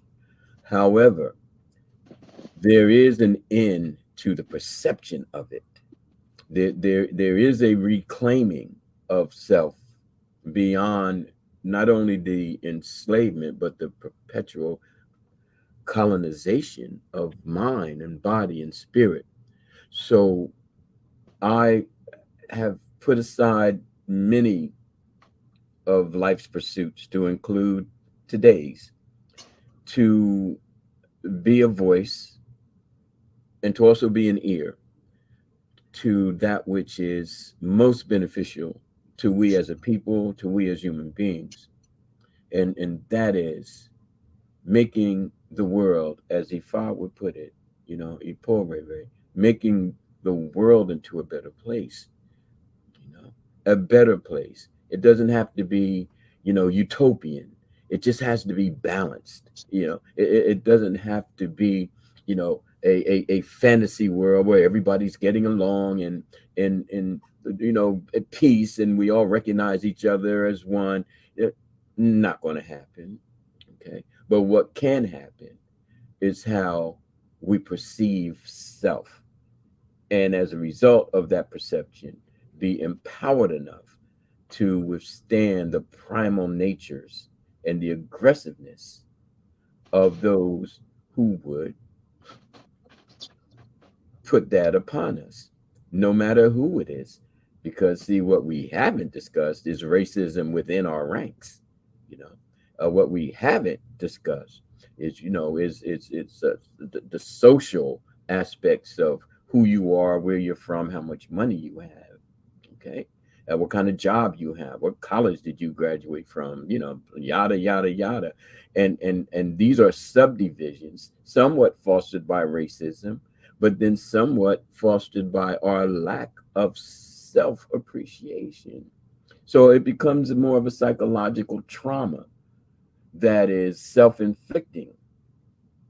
Once we stop that, once we stop inflicting upon self and upon each other the tendencies that destroy us, then we will stop destroying us. Thank you.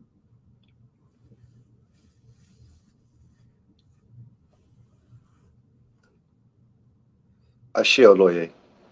Ashe. Yes. Lafia Baba. Shelafania. Aboye.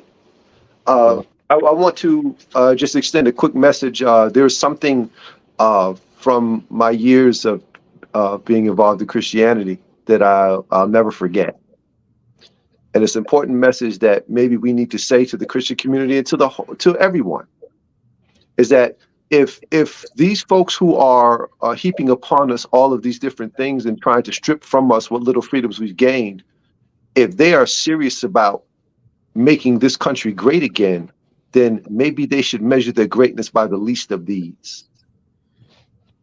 Measure your greatness by the least of these and ask ourselves, the least of us here in our communities, locally and around the country, the least of these, how are they being treated? And if they are not being treated in a way that is sustaining, in a way that is healthy, in a way that is fair, then maybe we're not as great as we think we are. And maybe we need to work a little bit harder at that. And this is just the beginning of that. I'm so thankful to be included in a group of such great thinkers, great men and women. I'm very appreciative of that. And it is my deepest prayer that our ancestors and our comrades in heaven will surround us, protect us, and keep us moving forward within our own lives so that we can be sustained enough to continue our work to make that world a better place, to bring about Ipore Re, so that we can share that, we can have it for ourselves and share it with others. Ashe. Ashe.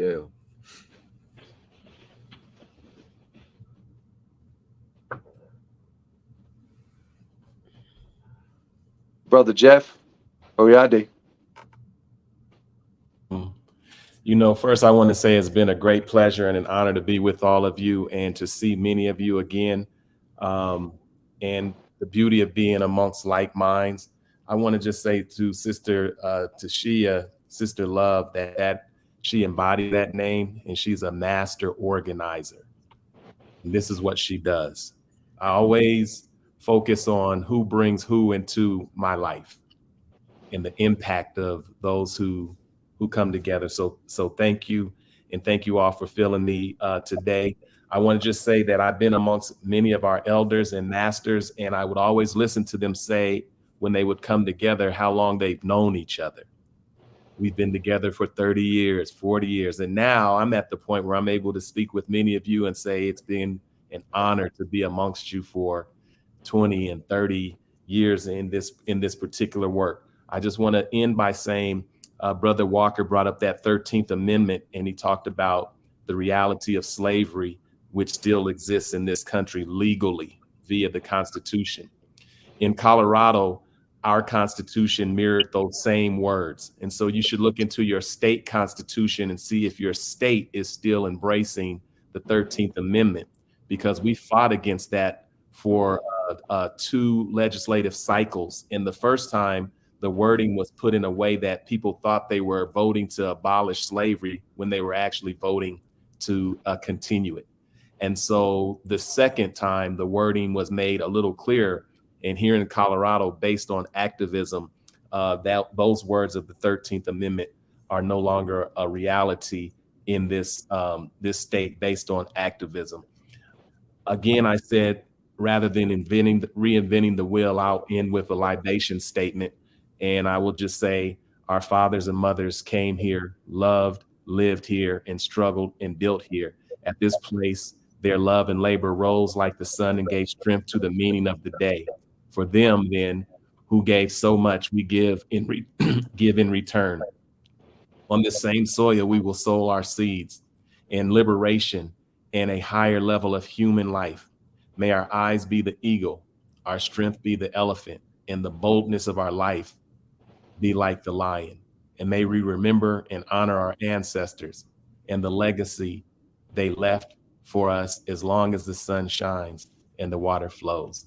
Ashe. Ashe. Ashe. Ashe, ashe, ashe. Oh, wow. First, I'm just blessed to follow the 3 of you, just giving honor and giving reverence to all of you as my elder. Sacred men, sacred masculinity. One question I asked earlier amongst us was, going back to the prison industrial system complex, where are you putting your black dollar? And I think how we spend our money, are we creating self-harm within our culture, within our people? So if you have all these major corporations who use prison labor, prison enslavement, and majority of that being us. So if we look at anytime you get on an airplane, that company is probably benefiting from slave labor, prison labor. When you walk into Walmart, Kmart, Wendy's, when you walk into many other fast food restaurants, when you buy certain medical equipment. So it's where you're spending your black dollar. Is it elevating your people, or is it causing more harm to the very system that oppresses your people? With the medicine that we were all born with when our Ori came here, when we're in the wombs of our mothers, we have a rich legacy from the Orishas. We have a rich legacy from our ancestors. What do we do with that rich legacy that was left behind? How do we continue to carry and light that torch through trials, through tribulations, through stress, through exhaustion, through challenges? Do we continue to pick up the sword and fight the battle, or do we lay down from defeat? I say we choose to fight until we can fight no more. And the only time we can't fight no more is when we leave this earth. And even then, in the ancestral kingdom, we can't continue to fight. So I leave you with peace, with an abundance of love, with grace, with humility, and ultimately an abundance of Black power. Thank you all. Ashe. Ashe, family. And so we close our event with the music of our elder, Oloye Ifa Karade, calling all the people, invoking and calling forth our mighty ancestors. We stand upon their shoulders to be alive. We give thanks for the voices and the spirits of all those who spoke here today. That we will rise, that we will transcend the history that has attempted to oppress us, that we will stand in the greatness of those who have come before us. I speak today for all of those ancestors who did not get to speak. And I call forth Harriet Tubman and Sojourner Truth, Malcolm X, Frederick Douglass, Fannie Lou Hamer.